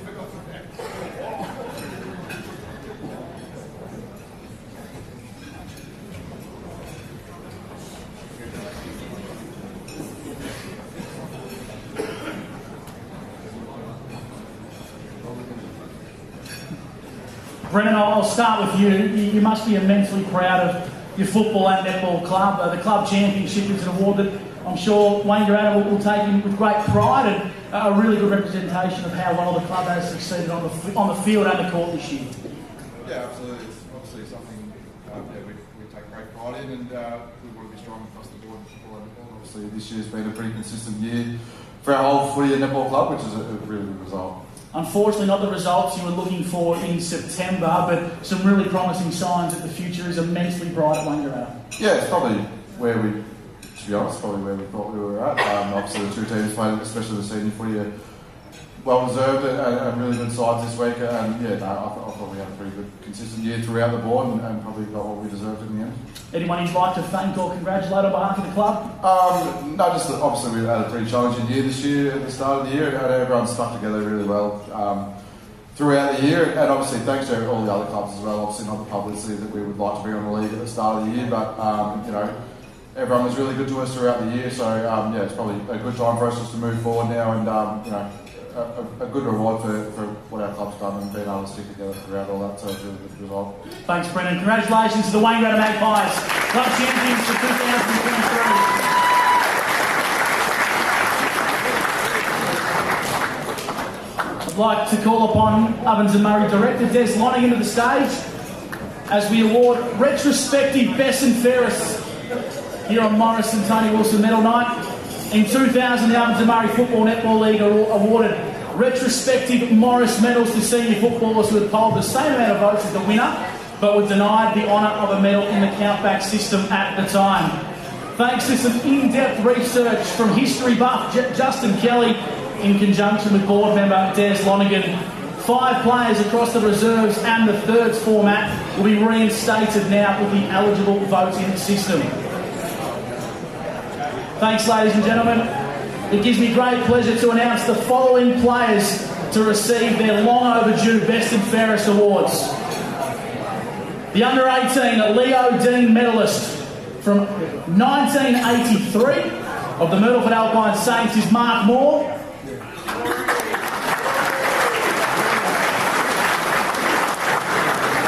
And in 1985 of the Benalla Football Club, Paul Greaves.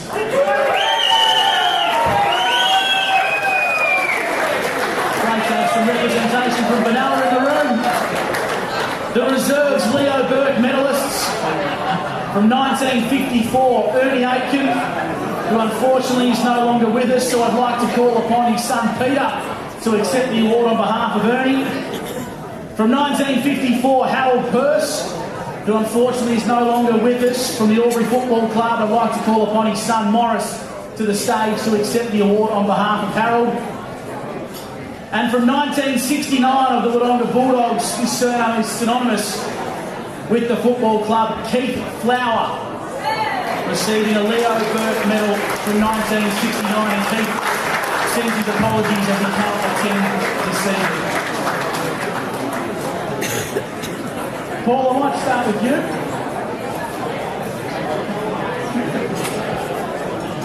Paul, congratulations. 1983. My parents hadn't met then, so we're going a fair way back in the future. I'm 85. 85, all right. We're a little tight, buddy, that's all right. We'll go with you, Paul, anyway. Benalla, unfortunately, no longer with us in the SS&A Ovens and Murray, but they still have a rich history with us. The game of football would have evolved a hell of a lot since you played in the under-18s back in 1985, but I'm sure you'd be absolutely delighted to finally have this honour upon yourself. Yeah, it's a bit of a shock this year. I got a phone call from Dean, a couple of guys up today. So thank you very much for this. It's been on the night, it's disappointing. It was one of those things back in '85 that was how it was. So, but to actually get it recognised is fantastic. But I think an individual award doesn't come down to the person. It's people around you. I think teammates. Benalla I played with for a long, long time and loved Benalla. Unfortunately, we didn't have a lot of success and. As you know now, they're over the Golden Valley League, but we tried hard and we had some success. In 1985 actually was a pretty good year for Benalla. We actually unfortunately got knocked out in the, I think it's preliminary final in the Wayne Primer. I won't talk for too long, so. But we're looking to go some places. We had some sort of setbacks in the death of a couple of players, Neil Drake and Willie Ryan, who some in the room may well know. So it's a sad year for the club, and that put us back. We had to blood some young guys like myself the year after, and it was hard going. But the thing with Benalla is we always stuck together, and we played our best, and we won quite a few games, and we've done the best we could with what we had. So that was really fantastic. Later on in life, I've got a lifeline to go to Wangaratta Rovers, and I'm very proud to have played with the Rovers as well. But Benalla Football Club, Ovens and Murray, all the volunteers, you just do a great job with the Ovens and Murray and keeping these leagues going. I don't know if you probably don't know it in Adelaide these days, but in Adelaide, the Ovens and Murray is recognised as one of the best country league in Australia. So that's something to be really proud of. I'm proud to play Ovens and Murray football. I'm proud I've got, I think there's 9 people over there on that table that was great to come along and spend, we're talking about, hopefully we'll get to talk about some more old times, but this is for our team in '85, Stop and Me, and for the Benalla Football Club, and probably the Rovers later on, that sort of thing, but it's just about clubs, and I think the big thing with these days, you're all young people in the room playing, but be proud of Ovens and Murray football. It is, I believe, the best in the country, Australia. So really cherish that. And I'll be home in South Australia on what day's it for? Sunday. I'll be watching it on the great coverage that you do. I watch the Rovers play quite a bit, so the coverage of what the Ovens and Murray do is fantastic. So thank you so much. And the Ovens and Murray's really a great league and very, very proud, so thank you. Well done, Paul.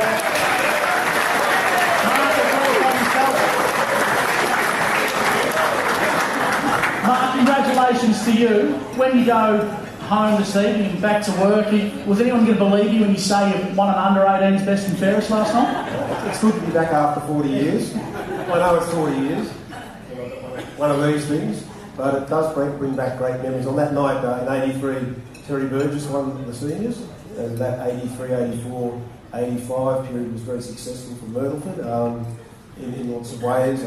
Having we grew up on Yakandam, they've got a dairy farm there, and being picked up by the team bus. The bus trip home was interesting to say the least. It was a good fun night. But it is having 3 sons and a family myself. These nights are significant to me to be able to look back on it and have great memories.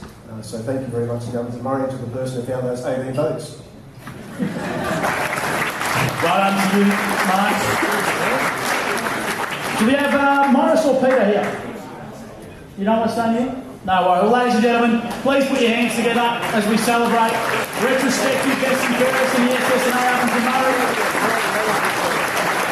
And a big shout out to Paul, who's come all the way from South Australia and he's brought a few rowdy mates with him, so well done.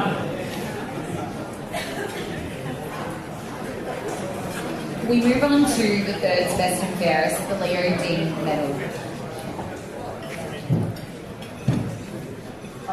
So they're perfect. Leo Dean was a thirds player with the Wangaratta Football Netball Club. Sadly, he tragically passed away in a work accident and the award was named in his honour. This award has been presented to the best and fairest player in the thirds competition since 1973. In equal second, Reuben Burke from the Wodonga Bulldogs and Will Ashton from the Wangaratta Rovers.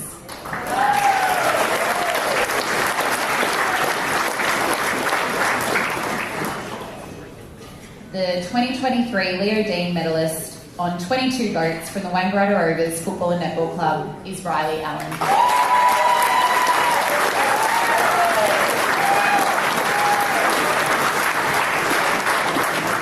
Riley polled in 8 games throughout the 2023 season. 7 of these were a best on ground performance. That's incredible.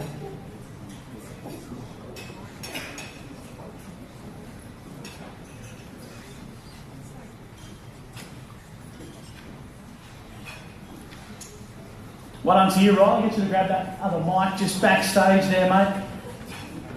An interesting run to the grand final. We'll touch on the team just quickly. Looking a little bit nervous at some stage to the final series, but you found yourself into the big dance and looking for some redemption this year. Yeah, exactly. Like last year, if no one knows, I played for Corrugway and unfortunate circumstances. But yeah, this year, enjoyed my time at Rovers and got a great team. Hopefully looking for a win on the weekend, yeah. A couple of Corrugway boys ventured down to join Ben Tallarico and Co at the Rovers in the thirds program. Tell us about the season, the transition and playing under Ben this year. Yeah, well, it's been really good. I brought Jazzy Lewis, Tom Forrest, Finn Osborne and Jack Keys with me. So yeah, good bunch of lads. Rowdy crew. Yeah, a bit rowdy, but no, yeah, it's been a great year, great transition. It was easy, like Wendy, Wall and Baz, very welcoming. And I think, yeah, great culture at Rovers and looking forward to the years ahead. Anyone you'd like to thank this evening, Riley? Just all the boys, like I don't know, you said, it's not just an individual award, I think it's a team award. I think, yeah, having Will Ashton up there at second holds the team in a good stance and hopefully we get the job done on the weekend. Best of luck for the grand final. Ladies and gentlemen, thank Riley Allen and Leo Dean medalist.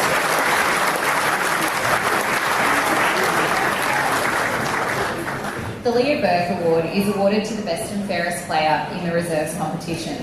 This award was named in recognition of the long-standing service that Leo Burke rendered to the Yarrawonga Football Netball Club and the Ovens and Murray Football Netball League. The award has been presented since 1953. In third position from the Yarrawonga Football Netball Club on 11 votes is Will Robinson. In second place on 13 votes from the Wodonga Bulldogs is Will Bradshaw.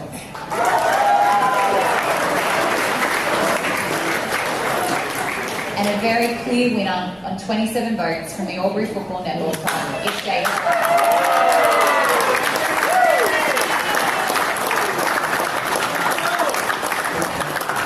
Cole in 11 games throughout the 2023 season, and 5 of those games were a best on ground performance.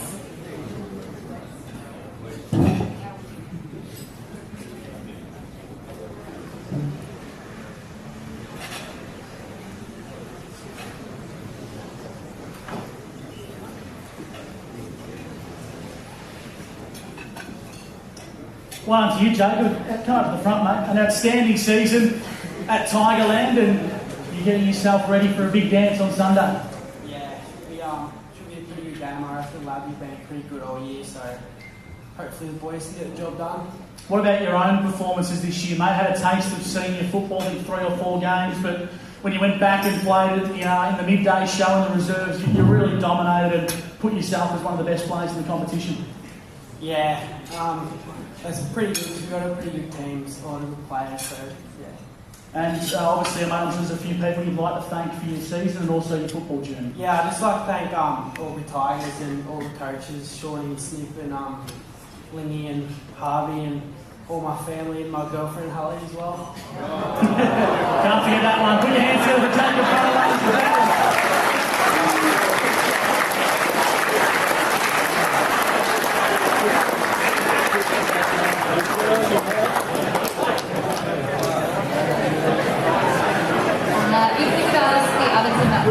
Murray Netball Director Kim Owen and current Netball Director Tamara Matthews to the stage.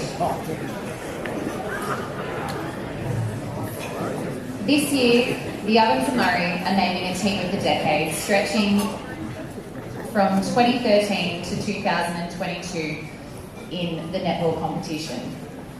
The 2013 to 2022 Ovens and Murray Football Netball League Team of the Decade for netball has recently been selected by league officials.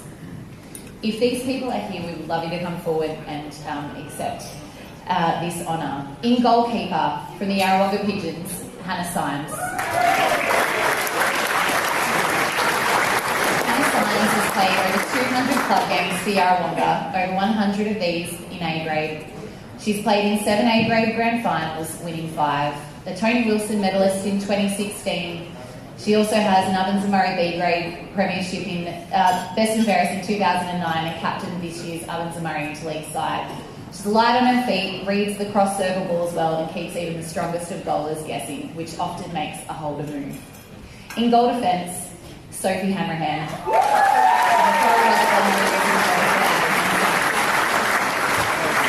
So started with Corolla as a shooter and has shown her the dominance at both ends, causing trouble for her opponents with her holding ability and consistent accuracy under goal, and her ability to come through and take an intercept or interrupt even the smoothest passages of play.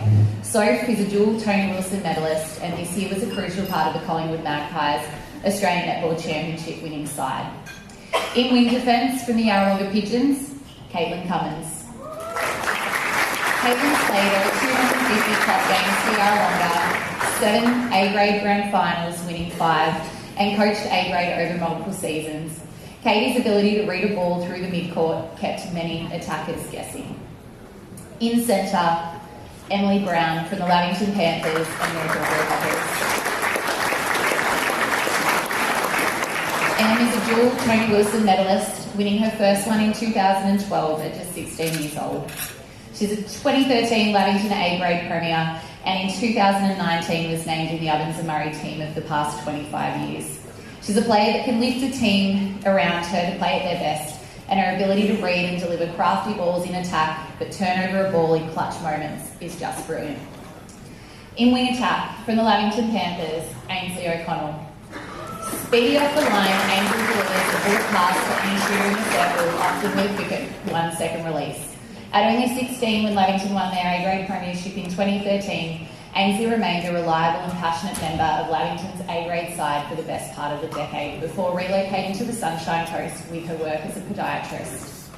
In goal attack, Sarah Moore, Lavington Panthers and Yarrawonga Pigeons.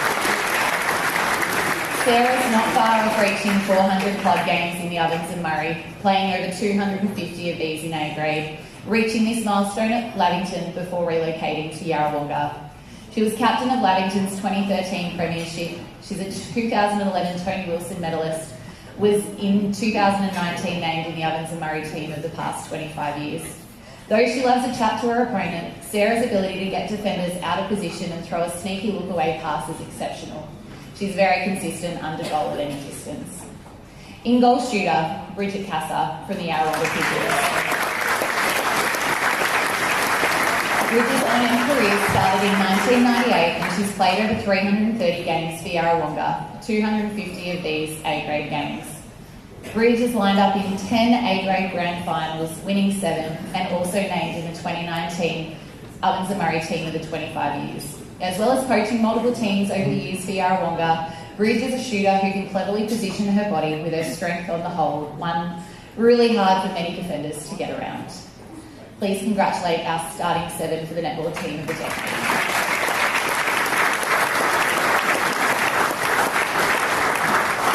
On the interchange, from the Wangaratta Magpies, Hannah Grady. Hannah Grady's played over 200 club games, well over 150 of these in A grade. She was instrumental in their back-to-back premierships in 2018 and 2019.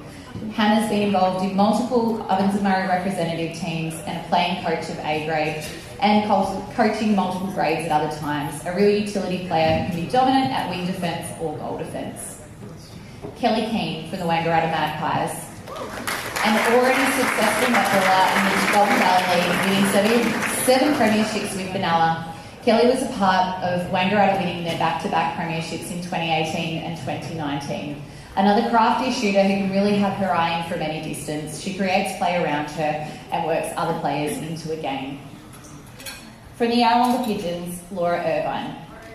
Laura recently celebrated her 200th A-grade game a couple of weeks ago and is well on her way to 300 club games. A Tony Wilson medalist in 2015, she's been part of the Yarrawonga dynasty, playing in 8 A-grade finals and winning 6. She currently coaches A-grade, returned mid-season from baby number 3, and is a reliable mid-quarter who can run all day, picking up many loose balls around the circle and has great hands over pressure. Sarah Meredith from the Lavington Panthers. Sarah's played over 250 A-grade games and over 300 club games for Lavington.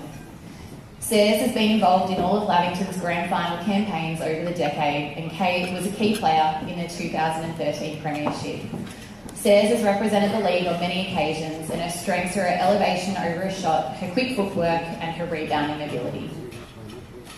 To round out our netball team of the decade is Grace Senior from the North Albury Hoppers and Colorado Glen. Grace has been one of the league's most lethal shooters, particularly at long range.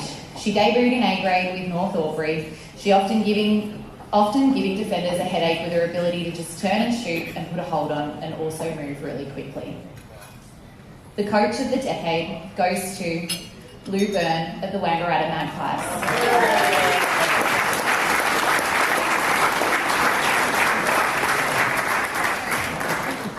Lou was appointed A-grade coach of the Wangaratta Magpies in 2014 and has a passion for developing younger players. Lou's been at the helm through a real development phase of the decade and I think probably one of her greatest achievements will have been to see Wangaratta have those penultimate wins in 2018 and 2019. Please congratulate our netball team of the decade for the past 20 years.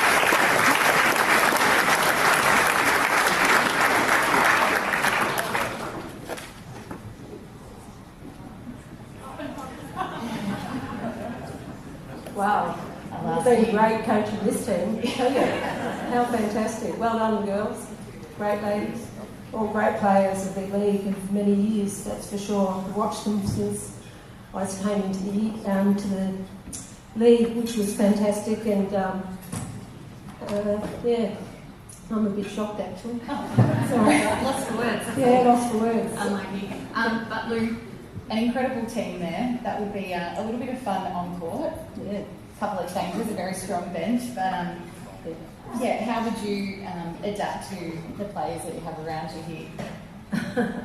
Oh, they'd probably teach me a lot actually. No, I think that'd be fantastic. They've all got so many attributes on the court, and they combine well. They're great team players. And there's one last question. How have you seen the competition change over the past 10 years? It's got a little bit quicker. A lot quicker since I first came into the league in 2007. And it's a really high standard. You wouldn't be anywhere else to be. You want to play the best netball you can possibly play, and at this level, but it's definitely getting quicker and really more skillful. So, yeah, and I wish all the teams on the weekend competing all the very best. But thank you very much. Thank you. A big congratulations.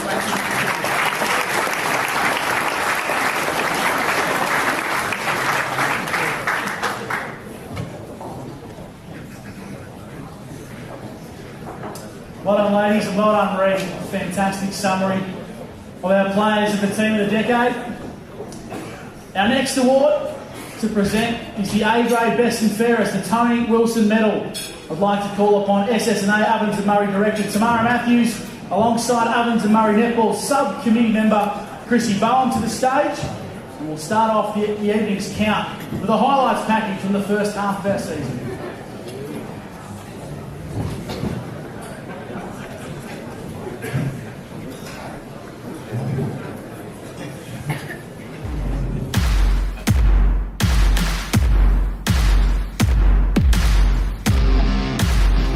A new season was born and a new combination for the Panthers as Liv Sanson and Christine Oguchi proved too strong for the Dogs in the season opener. To Christine, but it was far too big as we see Liv Sanson feeding a nice little pop ball there into Christine, who finishes that one off. It was green and gold smiles over the Easter weekend, with Maddie Lischke and three-time Tony Wilson medalist Em Brown helping the Hoppers to a win.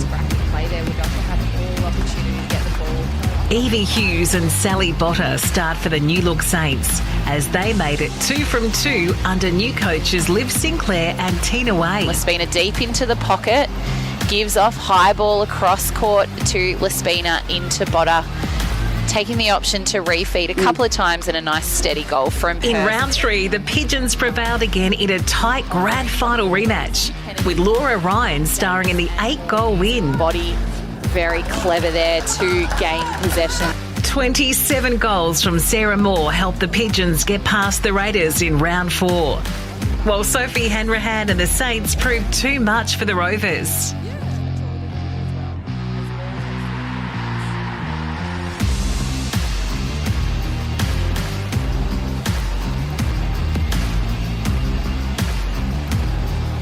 The Pigeons made it a perfect 5 from 5 against the Panthers in round 5. Switch there by Symes and Leslie. Thanks to some great defensive efforts from veteran Kylie Leslie. Oh, the 2-on-1. Yeah. Round 6 saw the Magpies hold off the Raiders by 5 goals, while 25 goals from Maddie Allen helped continue the Pigeons' hot start to 2023. A statement win from Lavington was the story in round 7, with Maddie Lloyd leading the Panthers to a 4-goal win over the Coming back Pies. from that knee injury, she's certainly moving just as well as prior to that. Price again contested possession to Oguchi, steps in. The Raiders and Magpies won thrillers in round 8, while young Tigers shooter Lily Howe proved the difference for Albury against the Dogs. Hillier front space makes it look like she's shooting, and instead the ball goes into Howe. The Rovers scored their first win of the season against the Hoppers in round 9 as the Tigers upset the Panthers in a thriller. Gabe McRae starring in the 2-goal win. Deep in the pocket, gives off to Howe and notching the level up.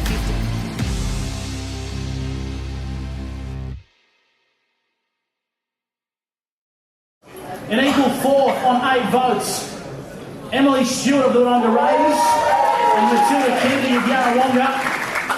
Equal 3rd on 9 votes. Sky Hillier of the Albury Tigers and Maddie Lloyd of the Lavington Panthers.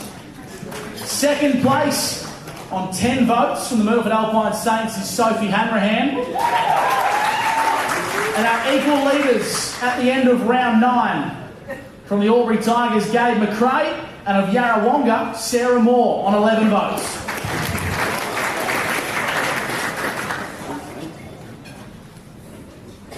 Round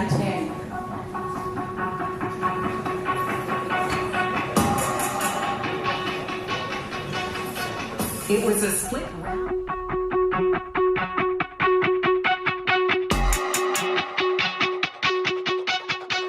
It was a split round draw in the first half of round 10. Ruby Martin leading the attack for the Dogs and Grace Hayes starring in defence for the Hoppers. It was a cold Wangaratta derby the following Sunday as the Pies showed their class over the Rovers. Oh, Kelly Keane, that is very, very clever. Those hands. It was another close grand final rematch between the Pigeons and the Pies in Indigenous round, with defender Hannah Symes and youngster Kalisha Pell standing tall in Yarra's 4-goal win. Davis. Oh, and that box unit of the Pigeons forces the turnover and they're into attack. 67 goals from Sophie Hanrahan helped the Saints to a big round 13 win. And Lespina has it on circle's edge and able to find Hanrahan under the post there and makes no mistake that time. While Maddie Lloyd in the Panthers handed the Pigeons their first loss of the season with a big upset win in round 14.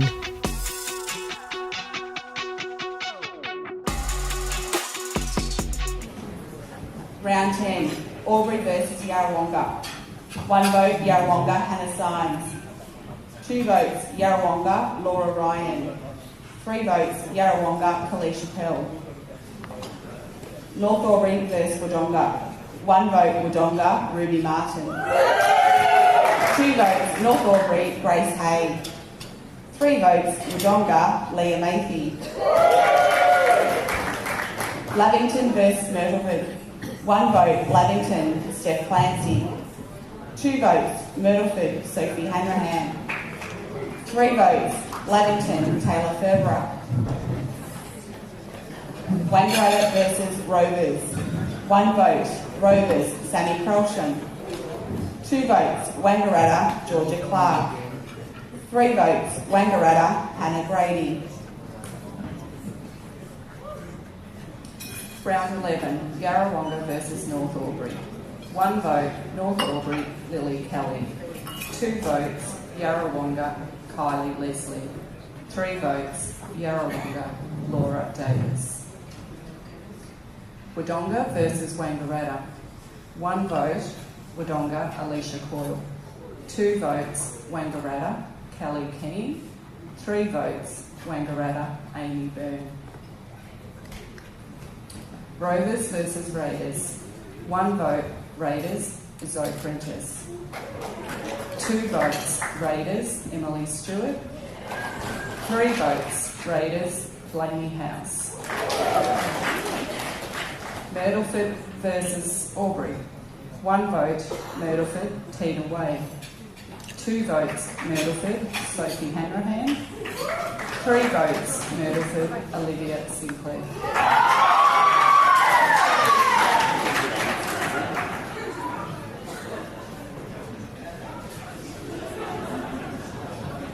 Round 12, Wangaratta versus Yarrawonga. 1 vote, Wangaratta, Ellie Cooper. 2 votes, Yarrawonga, Laura Ryan.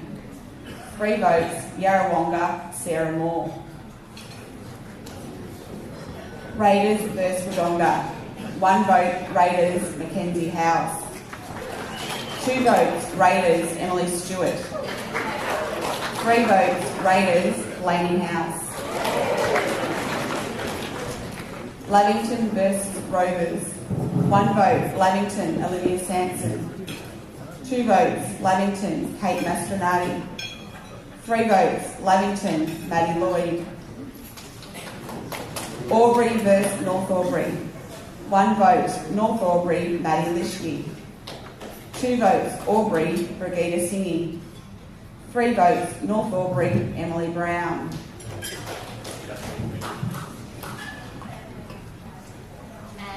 Leaderboard at the end of 12 rounds, there is only 4 votes separating 4th and the leaders. In 4th position from the Wangaratta Magpies on 10 votes is Hannah Grady.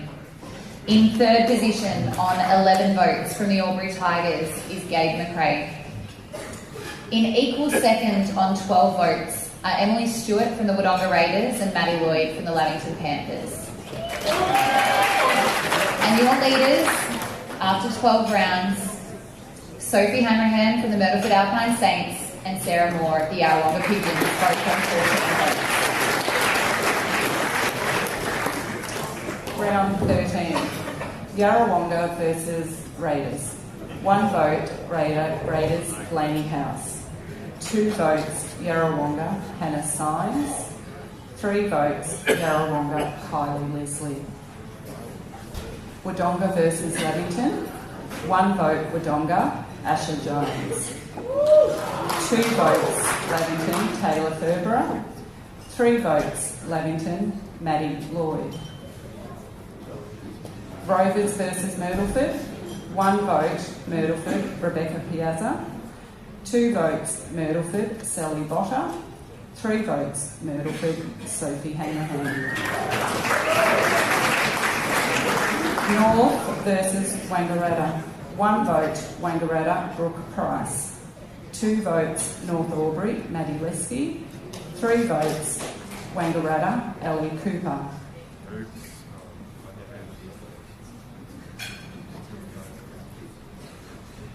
Round 14.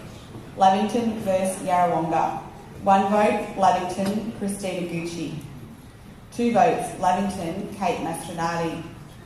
3 votes, Lavington, Taylor Ferbera. Myrtleford versus Wodonga. 1 vote, Myrtleford, Evie Hughes. 2 votes, Myrtleford, Sophie Hanrahan. 3 votes, Myrtleford, Sage Bros. Raiders versus North Albury.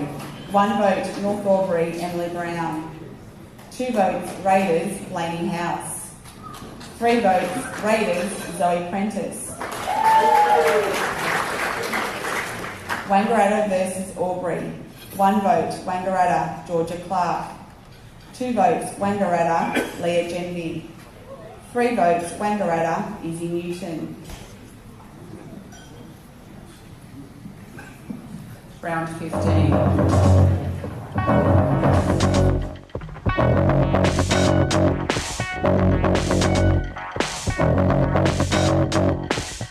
The Young Tigers nabbed win number 5 for the season in round 15 against the Rovers, as the Saints handed the Pigeons back-to-back losses. And then how to open up. So Aubrey just prepared to work around and wait for that player. The Panthers made it 6 on the trot in round 16, with defender Taylor Ferbera and the run of Maddie Lloyd proving too strong for the Magpies. McRae helped the Tigers to a round 17 win over the Dogs, while the Panthers locked in a top 3 finish after a 54-49 win over the Raiders. In round 18, the Panthers avenged an earlier season hiccup with an 18-goal win over the Tigers. Christine Oguchi and Maddie Lloyd were once again prolific. Yarra shot the lights out against the Dogs, while the Hoppers finished strongly against the Rovers.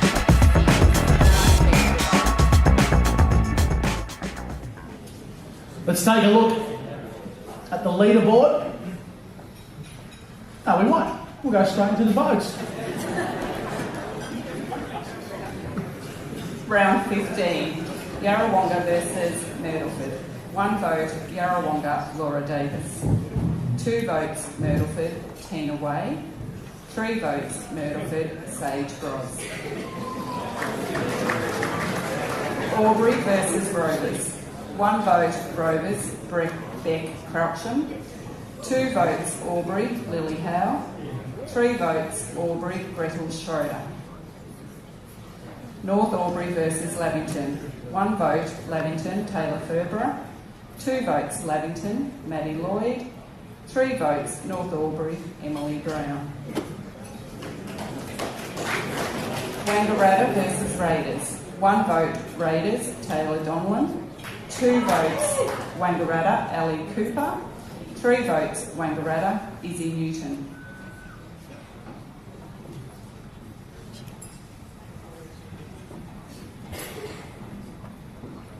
Round 16. Rovers versus Wodonga. 1 vote, Wodonga, Ellie Ainsworth. 2 votes, Rovers, Beck Croucham. 3 votes, Wodonga, Lisa French. Myrtleford versus North Albury. 1 vote, North Albury, Maddie Lishke. 2 votes, North Albury, Emily Brown. 3 votes, North Albury, Grace Hay. Lavington versus Wangaratta. 1 vote, Lavington, Taylor Ferber. 2 votes, Lavington, Maddie Lloyd. 3 votes, Wangaratta, Brooke Price. Raiders versus Albury. 1 vote, Raiders, Maggie St John. 2 votes, Raiders, Zoe Prentice. 3 votes, Albury, Neve Thorne.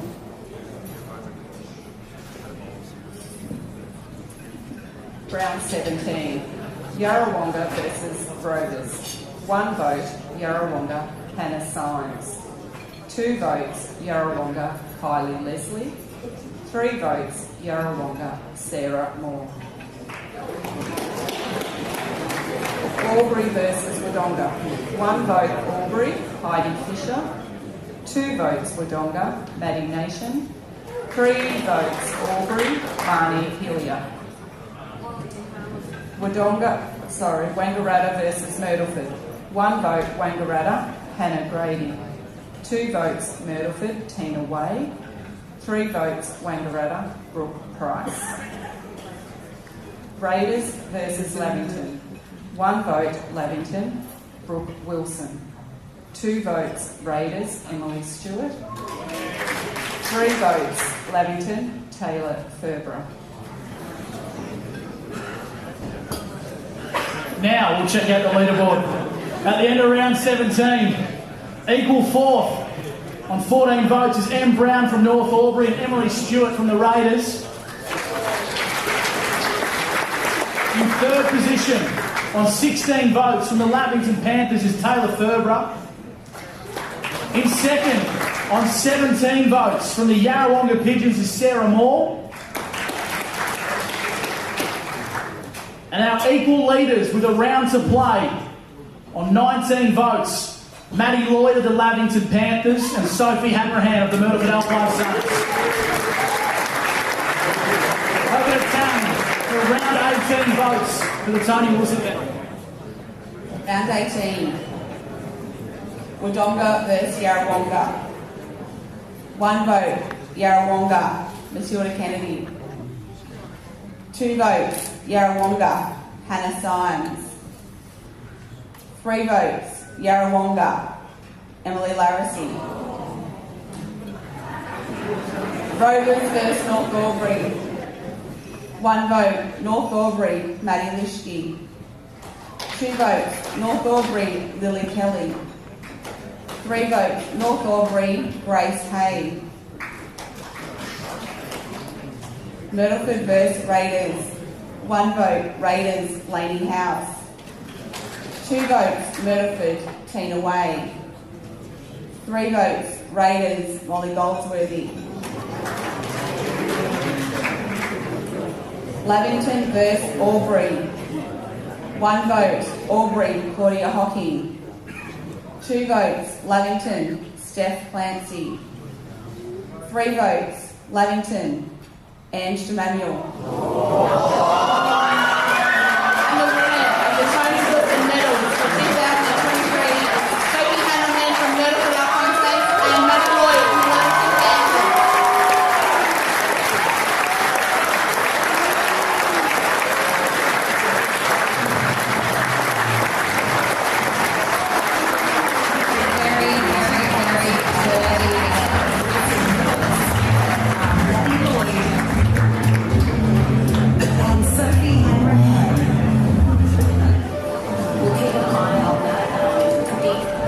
Your 2023 Tony Wilson medalists are Maddie Lloyd and Sophie Hanrahan. We'll keep an eye on that. Big work rate from her already. Liv Sanson lining up. There's try and break through the centre third. Lloyd, they go cross court, finds Maddie Lloyd claims her second Tony Wilson medal following another outstanding season in the Panthers midcourt. Maddie polled in 8 games with 4 best on-court performances. Maddie Lloyd much better off the line on that occasion. She goes back to Berbera and plays Wilson and Lloyd. Nice drive into the pocket, much more intensity on that. Seeming to get really held up. Just the defensive pressure of the Pigeons forcing them to go back. Alongside Maddie on 19 votes, Sophie Hanrahan. In her first season at the Myrtleford Alpine Saints, Sophie was a dynamic utility, playing in both her traditional role as goalkeeper, but also becoming a threat in offence as goal shooter. Polling in 9 games with 3 best on-court performances. Sophie becomes the 3rd netballer to claim 3 Tony Wilson medals. I'm having a great tussle here on circle edge. Great reflexes there from Hanrahan. Please be upstanding to congratulate your 2023 Tony Wilson medalists, Maddie Lloyd and Sophie Hanrahan.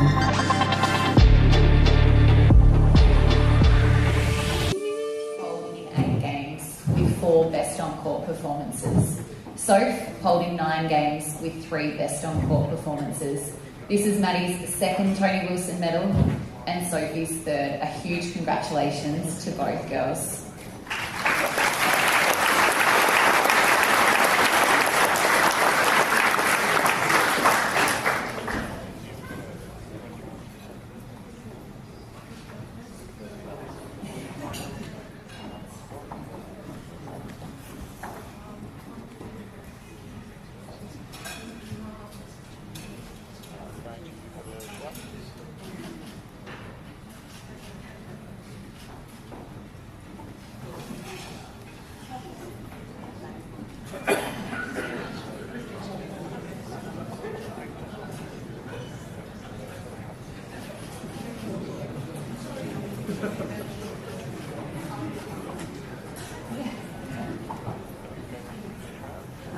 Noted by Tamara Matthews, the girls are in Ovens and Murray representative colours at the front here.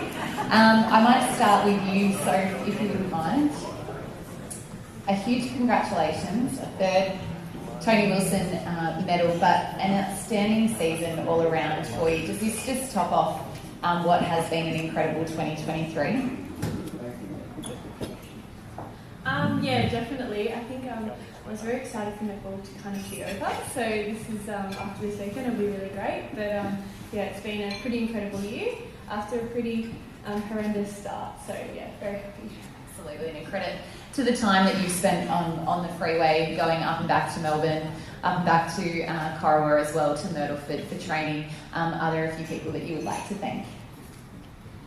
I'll try and keep this very short, but I just really want to thank the Myrtleford Football Netball Club. You guys have been a home away from home this season. I've been very lucky. It's, you know, clubs like yours that are what kind of keeps the league running. Really great community clubs run by great volunteers, and yeah, you've made me feel at home this season. And Olivia Sinclair, thank you. She wanted to say that she's played with me all 3 times, so obviously that's the reason I'm up here. And she got a vote, so good job, Liv. No, but seriously, and thank you to Tina and Liv for this year, and all the girls that met, and guys too. You've just been incredible. And I just really want to thank the Cora, the Good Football Netball Club, Kiwi, Roe, KG.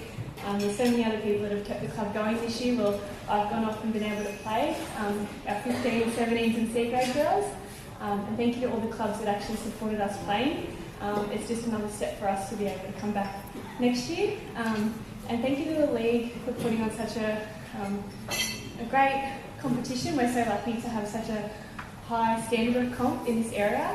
And yeah, thank you to my family and Cody. Thank you, Dad, Sean and Grace, Mum.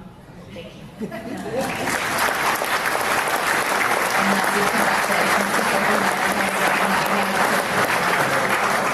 Your 2nd Tony Wilson medal, but the success of Lavington this season has kind of come through a bit of a slow start, and you've really hit your straps at the great end of the season. What do you put that down to?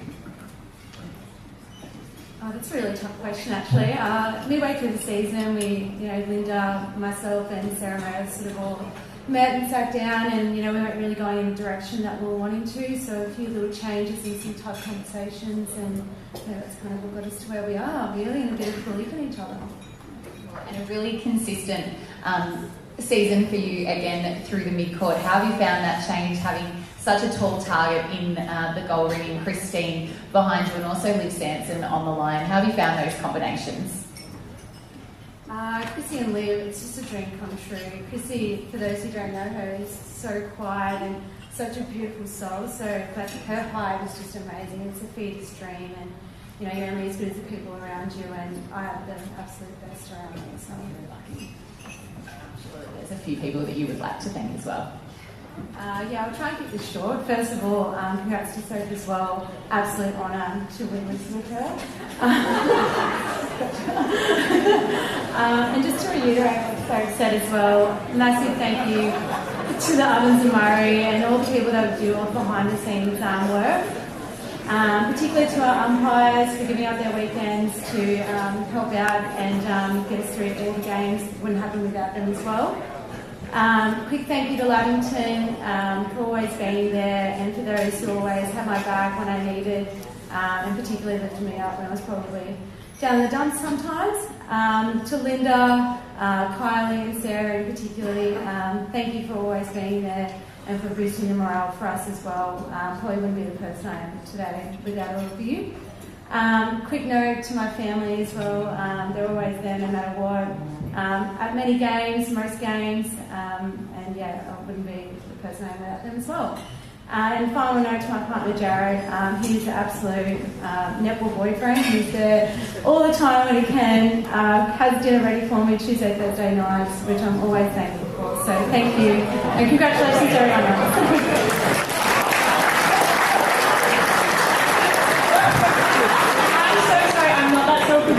Congratulations, Maddie. You absolutely deserve this, and I so much rather play on the other end of you, not against you.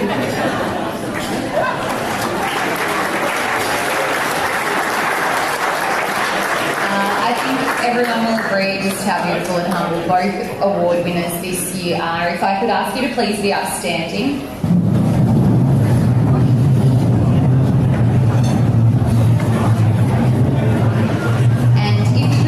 Glasses to the 2023 Tony Wilson medalists from the Lavington Football Netball Club, Maddie Lloyd, and from the Myrtleford Alpine Saints Football Netball Club, Sophie Hanrahan.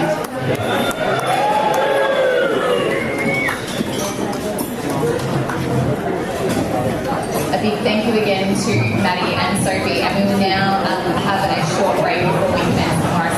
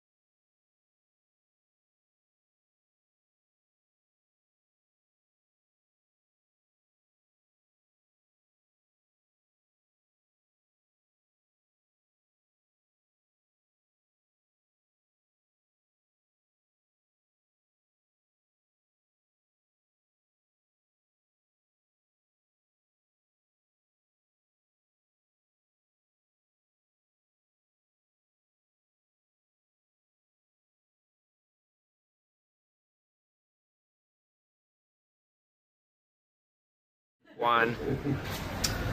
Hello and welcome back to the SS&A Club. Morris and Tony Wilson medal, Blake Panda-Escott and Robbie McKinlay. What did we just see, Robbie? We just saw, we've got Sophie and Maddie over there getting photos at the moment by some of the best in the business, but we had a tie in the Tony Wilson medal. Can you believe it? Yeah, amazing. 19 votes each, and I guess it's appropriate because yesterday in preliminary final day, 3 of the games went to extra time, including the A grade. So yeah, it's appropriate, I think, that we had a finish like that. But yeah, third time for Sophie Hanrahan, second time for Maddie Lloyd. I think those are great results. 2 stars. If you remember back to the slideshow, what we just saw on the presentation, Robbie, not one of the, I guess, contenders going into that last round got a vote. Yeah. Sarah Moore didn't get a vote, Sophie didn't play that round, Maddie didn't get a vote as well, and a couple of others. It was an extraordinary count. Yeah, a couple of ducks, but obviously Sophie didn't play the last round, but Maddie didn't poll a vote, and Sarah Moore. But yeah, I couldn't be happy with that result. 2 worthy medalists, and yeah, 5 between them now, and we've got the free timer just stepping over this way. Let's get her in, hey. Fantastic stuff. Sophie, can you believe it? Yeah, 3-time Tony Wilson medalist. I know that's pretty weird to say, but I'm in good company apparently, so yeah, exciting. What about John? We'll get Maddie in a second as well. So, winning alongside Maddie as well, a sensational effort. Oh, absolutely. I stupidly did not thank her in my speech, but I can't think of anyone better to kind of win it against, and I'm just very lucky that me and her have never had to line up against one another because she's a pretty fantastic player, and yeah, I wish her all the best this weekend. I hope she can get over the line. Well, it was a beautiful speech, Sophie, so don't worry about that. And yeah, I think you touched on it superbly, the way the season started with what was going on at Cora Rubber Glen, and the team wasn't going to play, but you found a nice home up in Myrtle. There's a lot of correlations with probably the Myrtleford community and the Cora community, and it suited you. It definitely was. It was definitely what the Dr. Need ordered. So yeah, I guess a lot of things in common with Cora and Myrtleford, but I guess it was a very community-driven club, and we don't have the luxury of some of the other clubs in terms of geography. So we've got to work a little bit harder at culture and cultivating a good place to be. So yeah, Myrtleford is definitely that. And didn't poll a vote. Obviously, you didn't play in round 18, but were you expecting Maddie to grab one, or even Sarah Moore? So, but yeah, a duck all round. Yeah, no. So I didn't play the last 4 rounds. So I thought I was down and out after that. So I was very surprised I held on for 4 rounds. But yeah, obviously Maddie came home strong, and yeah, it was so great to see. I wish Sarah Moore would have been great to have a very great time because she's just unreal. She had such a fantastic season as well. And really quickly before we get Maddie in, your couple of weeks with Collingwood, how was that? Yeah, that was unreal. Kind of one of those pinch me moments. I knew I wasn't probably going to progress any further than that, so I was just kind of enjoying the ride and all the fun things and free things that come with it. So yeah, it was a good fun, and to win a gold medal after all that was pretty cool too. Congratulations, Sophie Hanrahan. You're a 3-time Tony Wilson medalist. Congratulations, fantastic stuff. Thanks, guys. Appreciate it. Awesome. We'll get Maddie in really quickly as well. Robbie, you hold that because we've got a second microphone, which is perfect. Live TV at its finest. Maddie, you're now a 2-time Tony Wilson medalist. How does that feel? Amazing. Yeah, I'm quite speechless at the moment. To win it once is an honour, but to win it twice is just, it's amazing. And to win beside Soap as well, completely honoured. Yeah, speechless. I guess in some ways, Maddie, it's a good distraction to take your mind off thinking about the big game on Sunday. I know it's not, you won't be going individual this time of year, but it is a good chance to reflect back on your season and then, wow, what incentive to cap off what will be an unbelievable year if you could win on Sunday. Yeah, honestly, it's what dreams are made of, really, isn't it? I think was it Paul Greaves who said it in his speech that you're only as good as the people surrounding you, and I'm surrounded by some of the best players. That kind of made me look pretty good, so very lucky. Did you catch the preliminary final? Were you watching it live, or were you watching on the stream, the extra time thriller? Yeah, it was honestly an amazing game to watch. So I watched a little bit of it at home just while I was pottering around, but it was amazing, that extra time. Like, what a prelim, that's exactly what you want. And I anticipate our grand final's going to be quite similar. You Levy girls, I don't think you've lost since round 9, I think. So you're on some sort of roll. You must have an amazing bit of confidence with what you're doing at the moment. Yeah, look, we actually didn't realise that we were going undefeated for quite some time. I think Linda and I were talking about that. We realised, but we're not sure if the girls recognise that. But yeah, we're just playing for each other and we love each other's company, and I think that's another one thing. You've got to be trustworthy of the team around you as well. Yeah, we're so lucky to have those we do. Maddie, at the start of the final series, that top 5 all year was swapping places. It was always going to be so close, and it's really panned out that way. Do you think we might be seeing a little bit of the shift with Raiders becoming a genuine bit of a power, particularly in A grade, across all grades, but and Laving too regaining that consistency they had for a decade? Yeah, I think there's been a bit of a shift anyway in all the different clubs as well. I see someone like the Wodonga Bulldogs probably coming up into that top 5 next year as well. So it's great to have variety, and we were just saying before, having 2 different teams in the grand final is great to see as well. Maddie, congratulations. You're a 2-time Tony Wilson medalist. Best of luck on Sunday as well. That's obviously now at the forefront of your mind, and enjoy the rest of the evening. Awesome. Thanks, guys. Appreciate it. Maddie, awesome. How about that? Yeah. Maddie Lloyd and obviously Sophie Hanrahan, 2 absolute stars claiming Tony Wilson medals. Really quickly, Robbie, of course, the Morris medal is coming up right after this. So if you're on your couch at home, if you're getting a little bit tired, stay with us. Who do you think wins? I think I might go with the guy we interviewed earlier, Sam Murray. So, I don't think Dan Sharrock's here, or Angus Baker, so there might be a hint there. I'll go with Sam Murray. In terms of the count, how many votes are you expecting might win it for the Morris medal? A bit lower. We saw in the netball 19 votes won it. You've got to remember there's 2 less games being played this year, only 16 rounds. I think it could go around that, even 16 to 18 votes. So I think it'll be tight. Cam Ellis-Yeoman in the room? Yeah, he's got to be a great show. Look, even though Raiders only won their second game right at the back end of the year, what his ability around the ball, and I think Sam Murray mentioned too that he gets noticed, and he's a powerful player. So yeah, he'll be in the top 3 possibly. Yeah, it's going to be a fantastic count. Stay with us here on Tony Wilson and Morris Medal Night in the SS&A Ovens and Murray. Of course, the start of Ovens and Murray Grand Final week. We hope you're enjoying the live stream. Of course, that will commence again very soon when we're back on stage. Hope you've had a great evening, and of course, Gus and Ree will join you on stage very soon.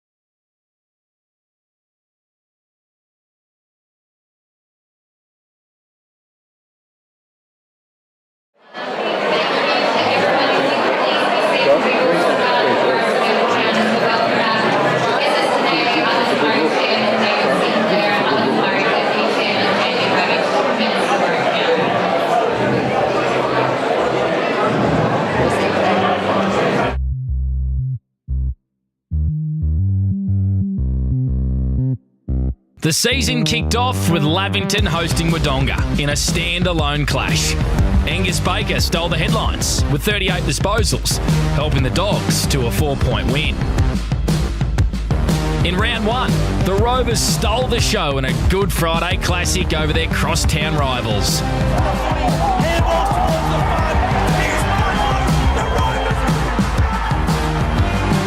Angus Baker put on an Easter Saturday show.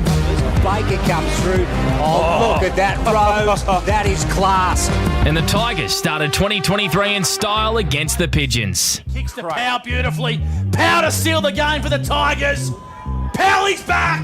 At round two, the Dogs were 3-0 after a 4-goal win against the Pies. While 32 disposals from returning Tiger Elliot Powell inspired Albury to a big win over Myrtleford. Round three was the weekend for big numbers. Sam Murray had 46 as the Rovers survived a scare. Isaac Muller enjoyed 51 hitouts on Anzac Day. And Josh Mathy starred with 37 disposals. Real played here. Mathy runs on the end, but inside handball to Mimo. Got it back to Mathy. Mathy tapped it off beautifully here.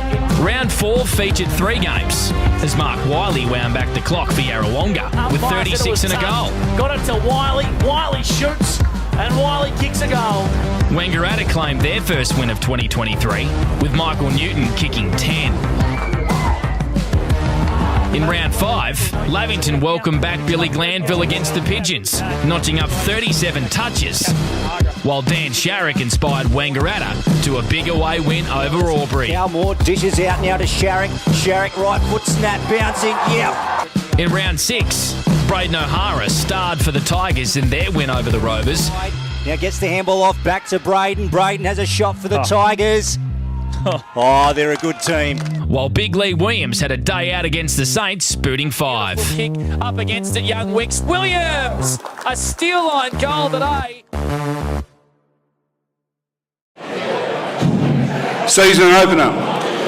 Lavington Panthers versus Wodonga. 1 vote Lavington Panthers, Jack Harland. 2 votes Wodonga, Oscar Wilding. 3 votes Wodonga, Cade Mimo. Thanks, Dave. Round 1, Rovers versus Magpies. 1 vote, Magpies, Hunter Gotchling. 2 votes, Magpies, Callum Moore. 3 votes, Rovers, Sam Murray.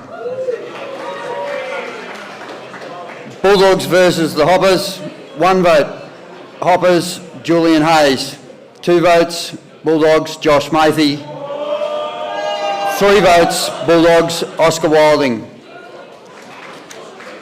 Myrtleford Saints versus Lavington Panthers. 1 vote, Panthers, Christopher Annette.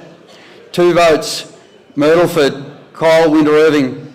3 votes, Panthers, Ben Ashley Cooper. Yarrawonga versus Tigers. 1 vote, Tigers, Isaac Muller. 2 votes, Tigers, Jacob Conlon. 3 votes, Tigers, Jesse Wilson. Round 3. Round 2. 1 vote. North Albury versus Yarrawonga. 1 vote Yarrawonga, Bailey Fronfelder. 2 votes Yarrawonga, Nick Fothergill. 3 votes Yarrawonga, Mark Wiley. Wangaratta versus Wodonga. 1 vote Wodonga, Nick Hines. 2 votes Wodonga, Angus Baker. 3 votes Wodonga, Josh Mathy. Wodonga Raiders versus Wangaratta Rovers. 1 vote Wodonga Raiders, Ned Conway. 2 votes Wangaratta Rovers, Dylan Stone. 3 votes Wodonga Raiders, Cam Ellis-Yeoman. Albury versus Myrtleford. 1 vote Albury, Lucas Conlon. 2 votes Albury, Jacob Conlon. 3 votes Albury, Elliot Powell. Round 3, Pigeons versus Magpies. 1 vote, Pigeons, Braden Coburn. 2 votes, Pigeons, Harry Wheeler. 3 votes, Pigeons, Lee Williams. Rovers versus Panthers. 1 vote, Panthers, Ewan McKinley. 2 votes, Panthers, Miles Albers. 3 votes, Rovers, Sam Murray. Bulldogs versus Raiders. 1 vote, Bulldogs, Angus Baker. 2 votes, Bulldogs, Adam Jorgensen. 3 votes, Bulldogs, Josh Mathy. Hoppers versus Tigers. 1 vote, Tigers, Jesse Wilson. 2 votes, Tigers, Riley Bice. 3 votes, Tigers, Alex Jones. Round 4. Wodonga Raiders versus Yarrawonga. 1 vote, Yarrawonga, Matt Casey. 2 votes, Yarrawonga, Mark Wiley. 3 votes, Yarrawonga, Nick Fothergill. Myrtleford versus Wangaratta Rovers. 1 vote, Wangaratta Rovers, Lockie McCartney. 2 votes, Myrtleford, Mitch Del Bosco. 3 votes, Wangaratta Rovers, Dylan Stone. Wangaratta versus North Albury. 1 vote, Wangaratta, Jackson Clark. 2 votes, Wangaratta, Callum Moore. 3 votes, Wangaratta, Michael Newton. Round 5. Pigeons versus Panthers. 1 vote, Panthers, Macca Hollows. 2 votes, Pigeons, Willie Wheeler. 3 votes, Pigeons, Bailey Formfellow. Bulldogs versus Saints. 1 vote, Bulldogs, Cade Mimo. 2 votes, Saints, Simon Curtis. 3 votes, Bulldogs, Josh Mathy. Hoppers versus Raiders. 1 vote, Raiders, Nelson Bowie. 2 votes, Hoppers, Caden Winter. 3 votes, Hoppers, Josh Minogue. Tigers versus Magpies. 1 vote, Magpies, Xavier Laverty. 2 votes, Magpies, Callum Moore. 3 votes, Tigers, Elliot Powell. Round 6, Myrtleford versus Yarrawonga. 1 vote, Yarrawonga, Braden Coburn. 2 votes, Yarrawonga, Lee Masters. 3 votes, Yarrawonga, Lee Williams. Wangaratta Rovers versus Albury. 1 vote, Albury, Lucas Conlon. 2 votes, Albury, Alex Jones. 3 votes, Albury, Riley Bice. Lavington versus North Albury. 1 vote, North Albury, Josh Minogue. 2 votes, North Albury, Jackson Wiedemann. 3 votes, Lavington, Miles Albers. Wodonga Raiders versus Wangaratta. 1 vote, Wangaratta, Mark Anderson. 2 votes, Wangaratta, Chris Knowles. 3 votes, Wangaratta, Dane Porter. And your leaderboard after 6 rounds in this year's Morris Medal. In equal second on 6 votes, Sam Murray for the Wangaratta Rovers, Elliot Powell, Lee Williams, the Yarrawonga Pigeons, and Callum Moore, Wangaratta Magpies. The leader after 6 rounds for the Wodonga Bulldogs on 11 votes is Josh Mankey.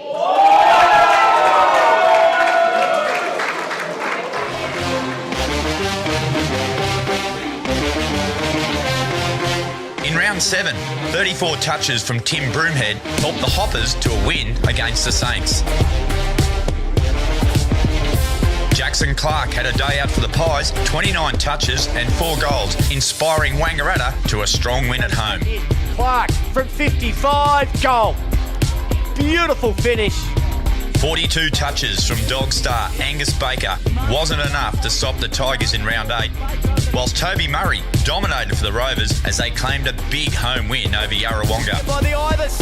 Coming off, having a spell, Murray comes in and kicks a goal. That's a good reply. In round 9, Caden Winter and Tim Broomhead combined for 76 touches as North stung the Rovers at Buckton Park.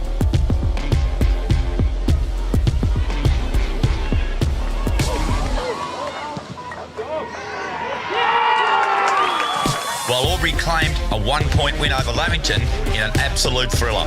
Swooping upon it now, was kicked inside, was a clever kick, played on, Reece King puts the Tigers back in the business.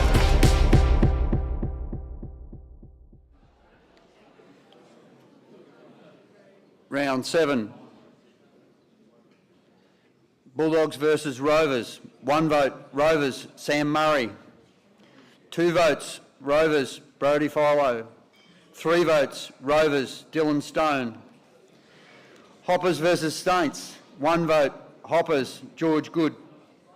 2 votes, Hoppers, Hayden Cooper. 3 votes, Hoppers, Caden Winter. Magpies versus Panthers. 1 vote, Magpies, Michael Newton. 2 votes, Magpies, Brad Melville. 3 votes, Magpies, Jackson Clark. Tigers versus Raiders. 1 vote, Raiders, Tom Bracker. 2 votes, Tigers, Alex Jones. 3 votes, Tigers, Elliot Powell.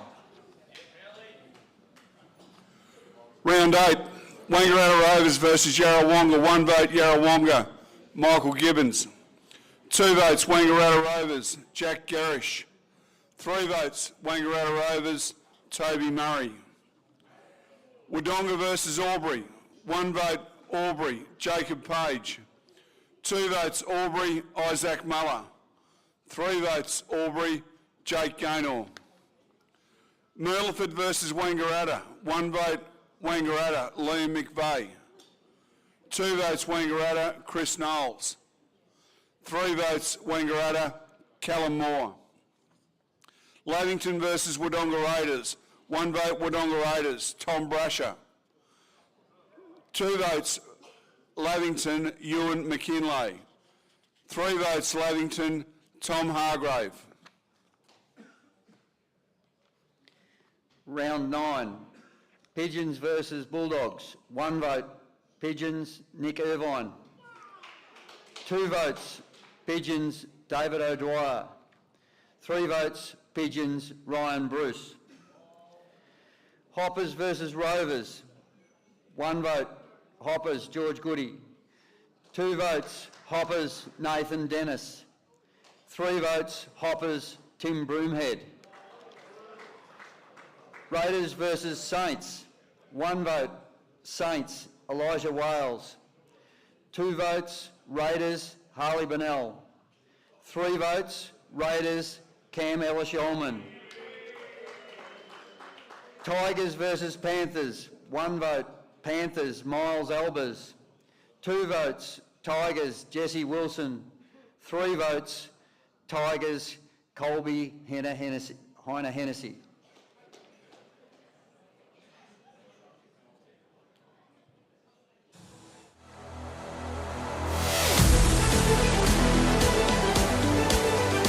In the first half of round 10, the Hoppers made it 3 on the trot with a win against the Dogs.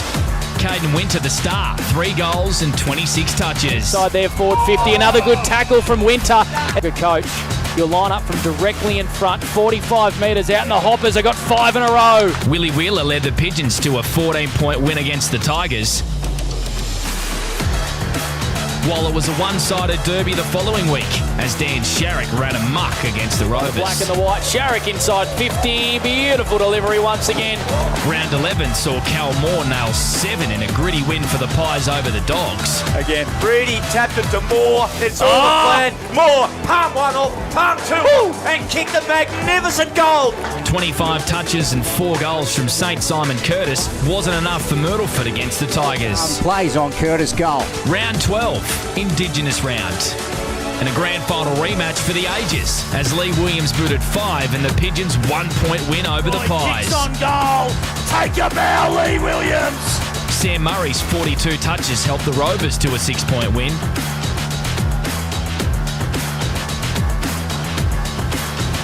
While Elliot Powell and the Tigers were too strong for the Hoppers.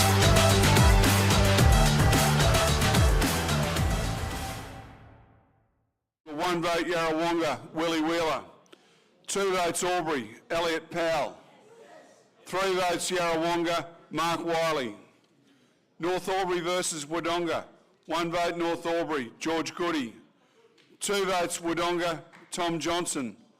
3 votes North Albury, Foster Gardner. Lavington versus Myrtleford. 1 vote Lavington, Macca Hallows.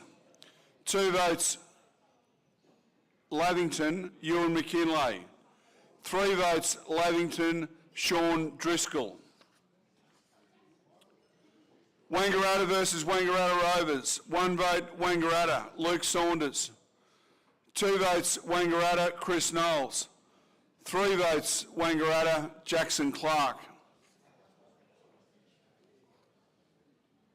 Round 11. Pigeons versus Hoppers. 1 vote Hoppers, Jack Penny. 2 votes Pigeons, Willie Wheeler. 3 votes Pigeons, Mark Wiley. Bulldogs versus Magpies. 1 vote Bulldogs, Adam Jorgensen. 2 votes Magpies, Hunter Gotchling. 3 votes Magpies, Chris Knowles. Rovers versus Raiders. 1 vote Cody Shutt. 2 votes Raiders, Cam Ellis-Yolman.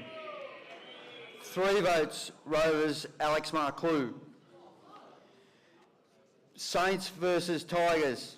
1 vote Myrtleford, Mitch Del Bosco. 2 votes Tigers, Elliot Powell. 3 votes Tigers, Riley Bice. Round 12, Wangaratta versus Yarrawonga. 1 vote Wangaratta, Callum Moore. 2 votes Wangaratta, Matt Grossman. 3 votes Yarrawonga, Harry Wheeler. Wodonga Raiders versus Wodonga. 1 vote Wodonga, Adam Jorgensen. 2 votes Wodonga, Jack O'Sullivan. 3 votes Wodonga, Jet Cassidy. Lavington versus Wangaratta Rovers. 1 vote Lavington, Tim Hanna. 2 votes Wangaratta Rovers, Alex Marclue. 3 votes Wangaratta Rovers, Brody Philo. Albury versus North Albury. 1 vote North Albury, George Goody. 2 votes Albury, Braden O'Hara. 3 votes Albury, Elliot Powell.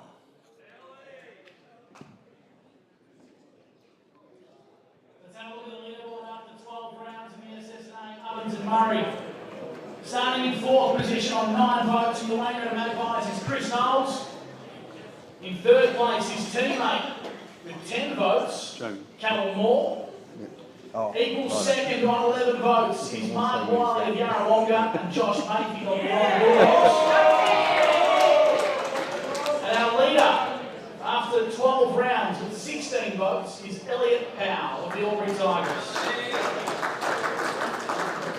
I'd like to thank David and Jamie as they leave the stage, and I welcome back Bree Harris as we award our 2023 Ovens and Murray Netball Team of the Year. 2023 Ovens and Murray Netball League Team of the Year was selected from club nominations and league and media representatives. From the defence end, in goalkeeper and assigned to the Yarrawonga Pigeons. In goal defence, 3 times Tony Wilson medalist Sophie Hanrahan of the Yarrawonga Saints. In wing defence, Laura Ryan of the Yarrawonga Pigeons. In centre, Emily Brown, North Albury. Wing attack, Izzy Newton, Wangaratta Magpies. Goal attack, Emily Stewart, North Raiders. Very good. And goal shootout,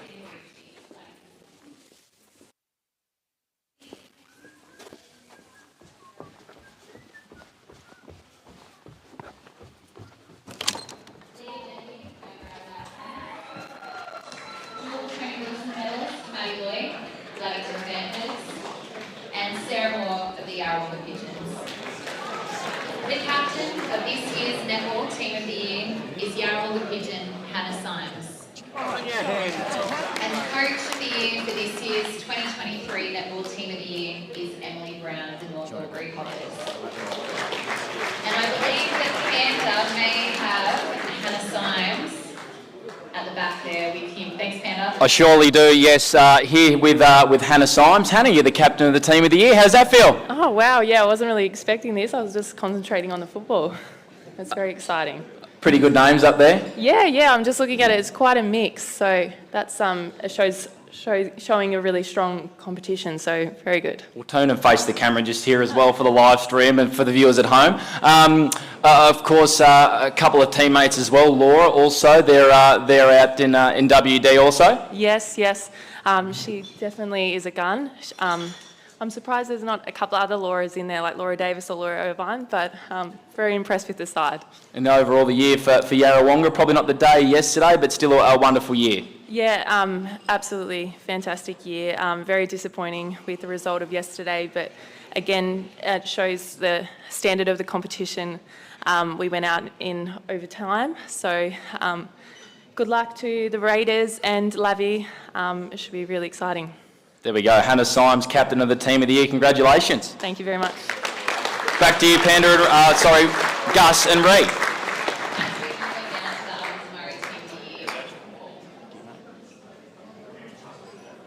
Thanks, Hannah, Panda, and Ree. Now, Ovens and Murray team of the year for the football was brought to you by media partners 1494-201. The 2023 team of the year was selected upon by a group of senior football analysts, including media representatives as well as league officials. Commencing from the back line, in the back pocket from the Albury Tigers, Lucas Conlon. Full back from the Wodonga Bulldogs, Charlie Morrison. And in the back pocket from the Albury Tigers, Jesse Wilson. Applause for Jesse. Across the half-back line of the Wayne Rovers is Sam Murray. Centre half back from the Waynegrada Magpies, Michael Bordingham. And across the half back flank from the Yarrawonga Pigeons is Brian Bruce. On the wing, the coach of the North Albury Hoppers is Tim Broomhead. Joined in the centre by Dan Sharrock of the Waynegrada Magpies and Ewan McKinlay of the Lavington Panthers on the other wing. The half forward line consists of Yarrawonga's Nick Fothergill, centre half forward Lee Williams of the Yarrawonga Pigeons, and a half forward flank Josh Minogue from the North Albury Hoppers. In the forward pocket from the Rovers, Alex Marklew. Full forward, your Doug Strain medalist Callum Moore of the Waynegrada Magpies. And in the forward pocket, Cam Wilson from the Yarrawonga Pigeons. In the rucks, When you need us, we're ready. from the Albury Tigers, Isaac Muller. Ruck Rover, Angus Baker from the Wodonga Bulldogs. And Rover from the Albury Tigers is Elliot Powell. The interchange from the Raiders is Cam Ellis-Yeoman. Riley Vice of the Albury Tigers, Josh Matey of the Wodonga Bulldogs. And the final position on the interchange is Willie Wheeler from the Yarrawonga Pigeons. The captain of the 2023 Ovens and Murray team of the year is Lee Williams of the Yarrawonga Pigeons, and the coach of the 2023 team of the year from the North Albury Hoppers is Tim Broomhead. And Peter is alongside Tim Broomhead as we speak. Yes, Gus, I certainly am here with Tim Broomhead, coach of the team of the year. You probably didn't think this was a possibility at the start of the year, Timmy? No, probably a lot of people didn't say it would be a possibility either, but yeah, obviously it's been a really productive year for the club. To win 7 games is setting ourselves up going forward, so it's really exciting for the club. We're in a really good position. How have you found yourself coaching for the first time, mate? How you reflect on the year? I've really enjoyed it, but like I've said so many times throughout the year, we've got such a great group of guys who are so keen to listen. We haven't had a lot of success probably over the last few years, and the guys just want to get better, and we want to win games of footy and keep seeing where we can go. 7 wins for the year for the Hoppers, a fantastic effort. What was the highlight? Most of our wins probably weren't the most convincing. So I think the Lavie game where Josh Minogue took that big mark was pretty exciting, and our season was still alive at that point. So that was a really good one. And then the Myrtleford one at Myrtleford the following week, I think it was also another highlight. look up that side there, mate. Which one player you got to have at North Albury at Button Park? Who would it be? Anyone over 190 centimetres, because we don't have any of them. But yeah, there's so much talent in that team, and it probably says a lot about the league at the moment. It's a really strong league. It's well known across the state for having a lot of really good players, and that side shows that. Tip for Sunday? Don't know. It'll be a close game. Should be good. Awesome. Tim Broomhead, coach of the year for 2023. Well done, Tim Broomhead. Congratulations. Thanks, mate. Back to round 13 for the Morris medal count.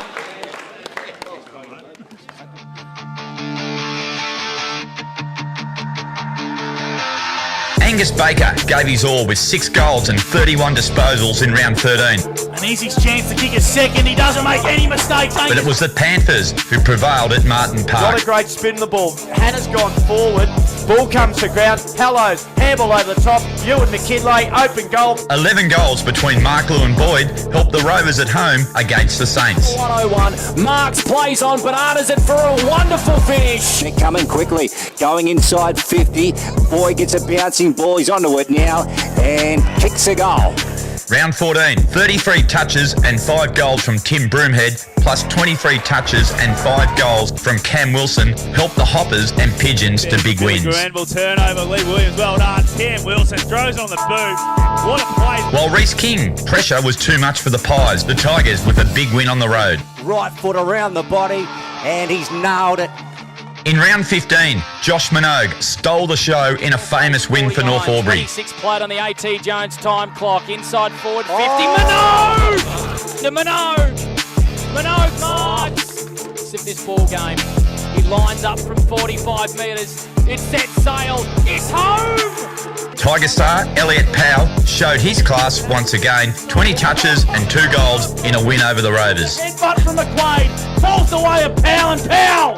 Round 16, a 10-goal haul against the Panthers made it 21 in 2 weeks for Magpies star Callum Moore. Top of the goal square, Moore. Oh, wow. Simple as that. He's kicked 2-2. He's kicked 3-2. In Wangaratta, 3 goals from Matt Wilson secured the Dogs' finals place. Square, probably not a good kick in the end. Matt Wilson gonna end up a goal. While Hoppers coach Tim Broomhead broke Myrtleford's hearts in the dying seconds.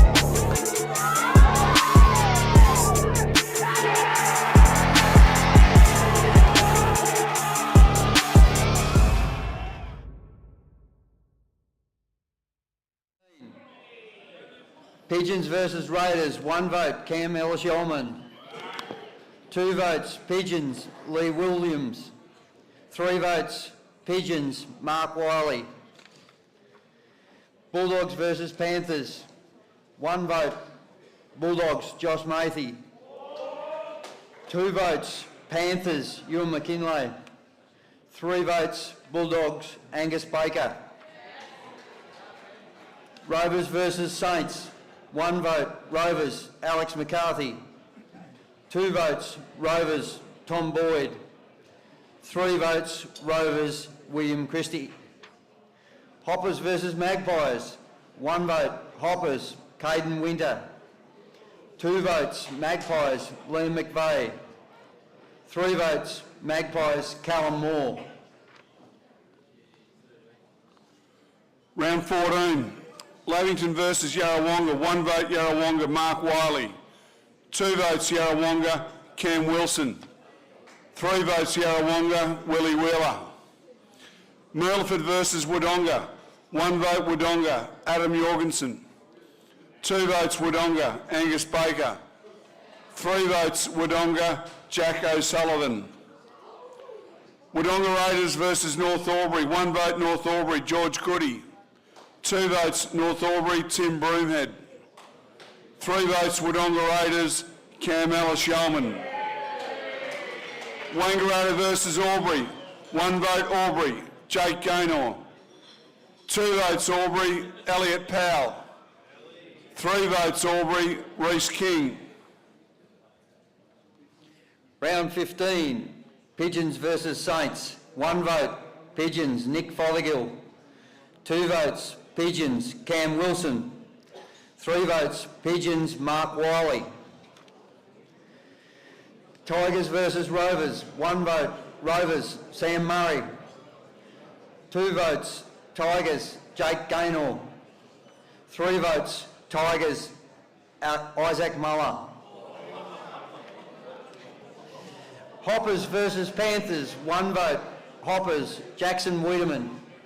2 votes, Hoppers, Tim Broomhead. 3 votes, Hoppers, Josh Minogue. Magpies versus Raiders. 1 vote, Magpies, Chris Knowles. 2 votes, Magpies, Daniel Sharrock.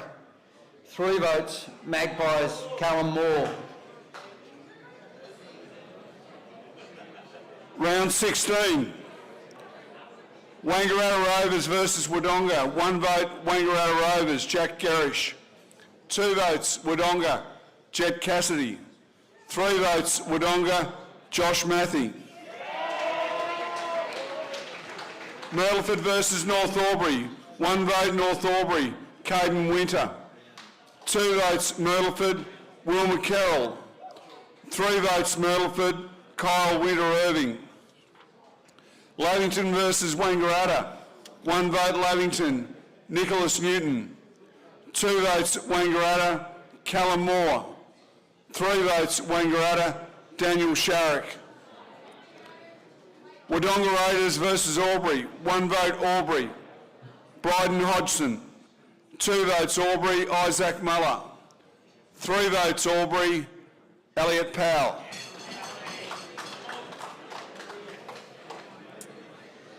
After 16 rounds, in 4th position from the Wodonga Raiders on 12 votes is Cam Ellis-Yeoman. In 3rd position on 15 votes from the Wodonga Bulldogs, Josh Mathy. Equal second on 18 votes, Mark Wiley, Yarrawonga Pigeons, and Callum Moore, Wangaratta Magpies. And your leader after round 16 on 21 votes from the Albury Tigers is Elliot Powell.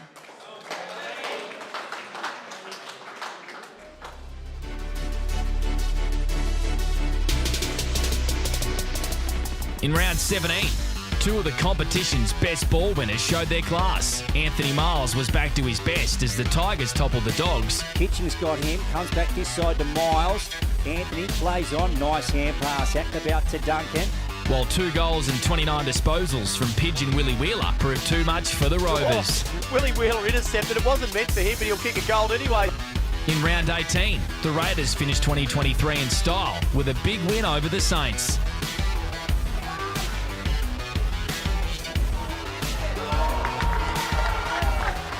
Lavington celebrated a champion.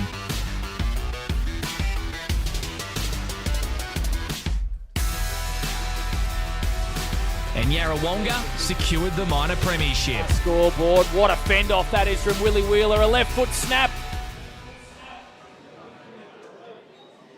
Round 17, Pigeons versus Rovers. 1 vote, Pigeons, Cameron Wilson.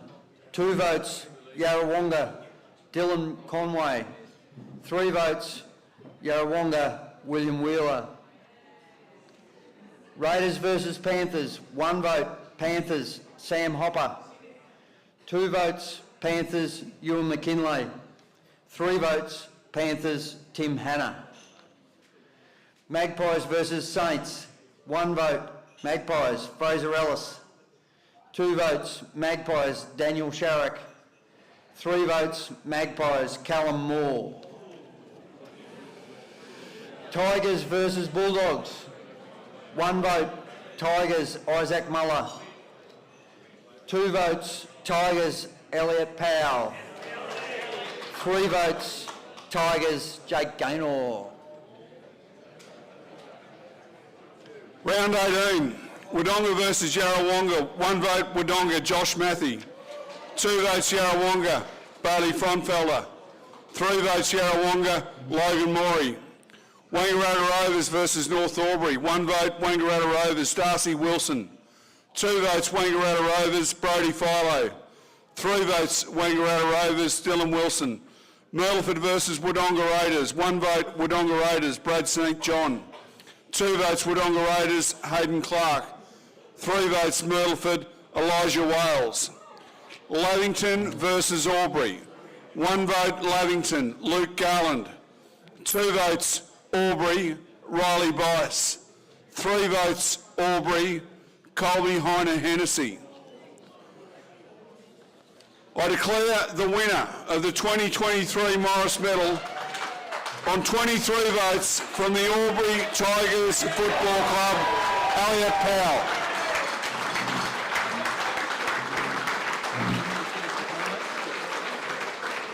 A massive congratulations to Elliot Powell. I'd like to call upon David Morris from the Morris family to help present the medal as we look at the final leaderboard.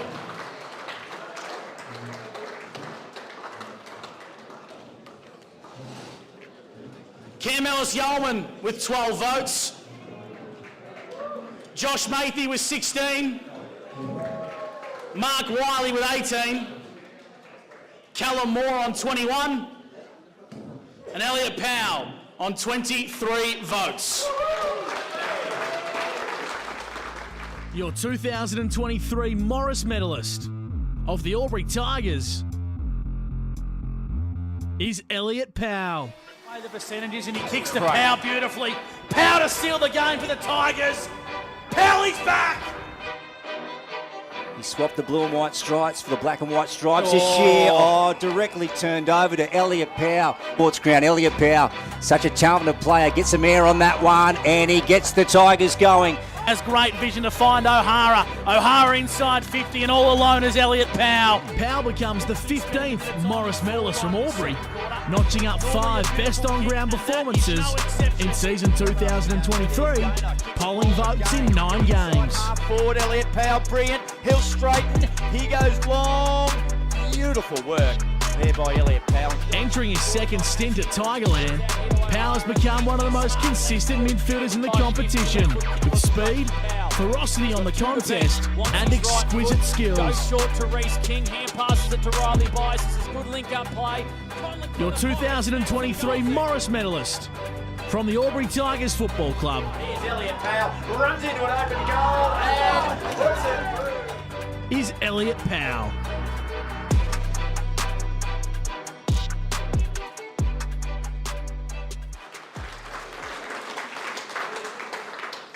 Congratulations, Powley. A couple of seconds, mate. I think a second when you last played with the Albury Tigers, a second in the Barton Medal in the Tallangatta League, and now you've claimed a league's highest individual honour, the Morris medalist. Congratulations.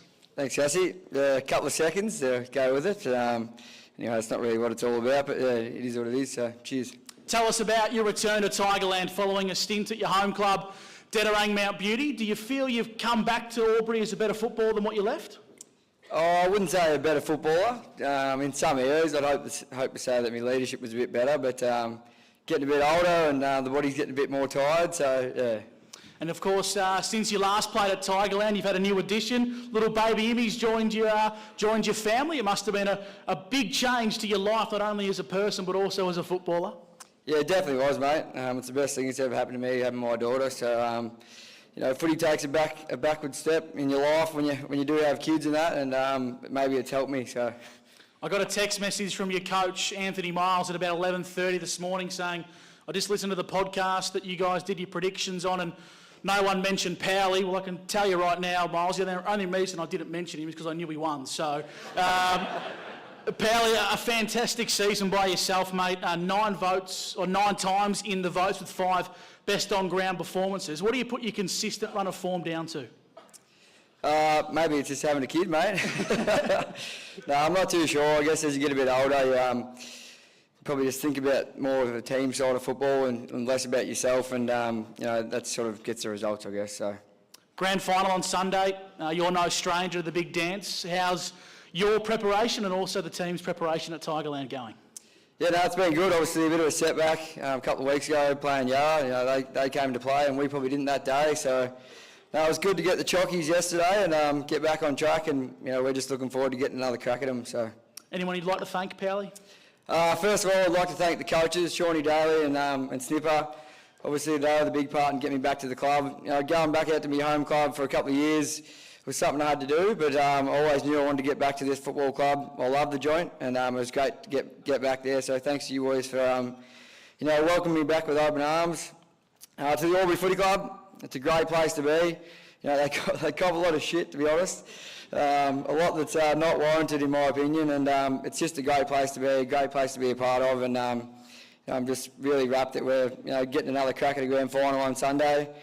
And lastly, to me family, and mainly to me partner. It's actually been probably one of the hardest years of football I've ever played. I really struggled in the middle of the year, just rocking up the training and whatnot, and my partner Rachel, she was there for me every step of the way, so thank you, I love you.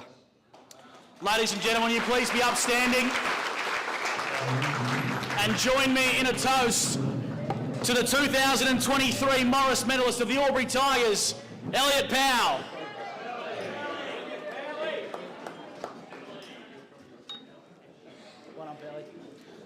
Well, ladies and gentlemen, that wraps up the formalities for this evening. We'll give one more round of applause to Elliot Powell as he makes his way off stage. I'd also like to congratulate all of our award winners this evening. These nights don't just happen, ladies and gentlemen. A big thank you to Travis Cartwright and Luke Chilcott for their assistance on the stream, and to Kane and Buckets for organising a fantastic event. We'll see you on Sunday at Lavington, and enjoy the big dance.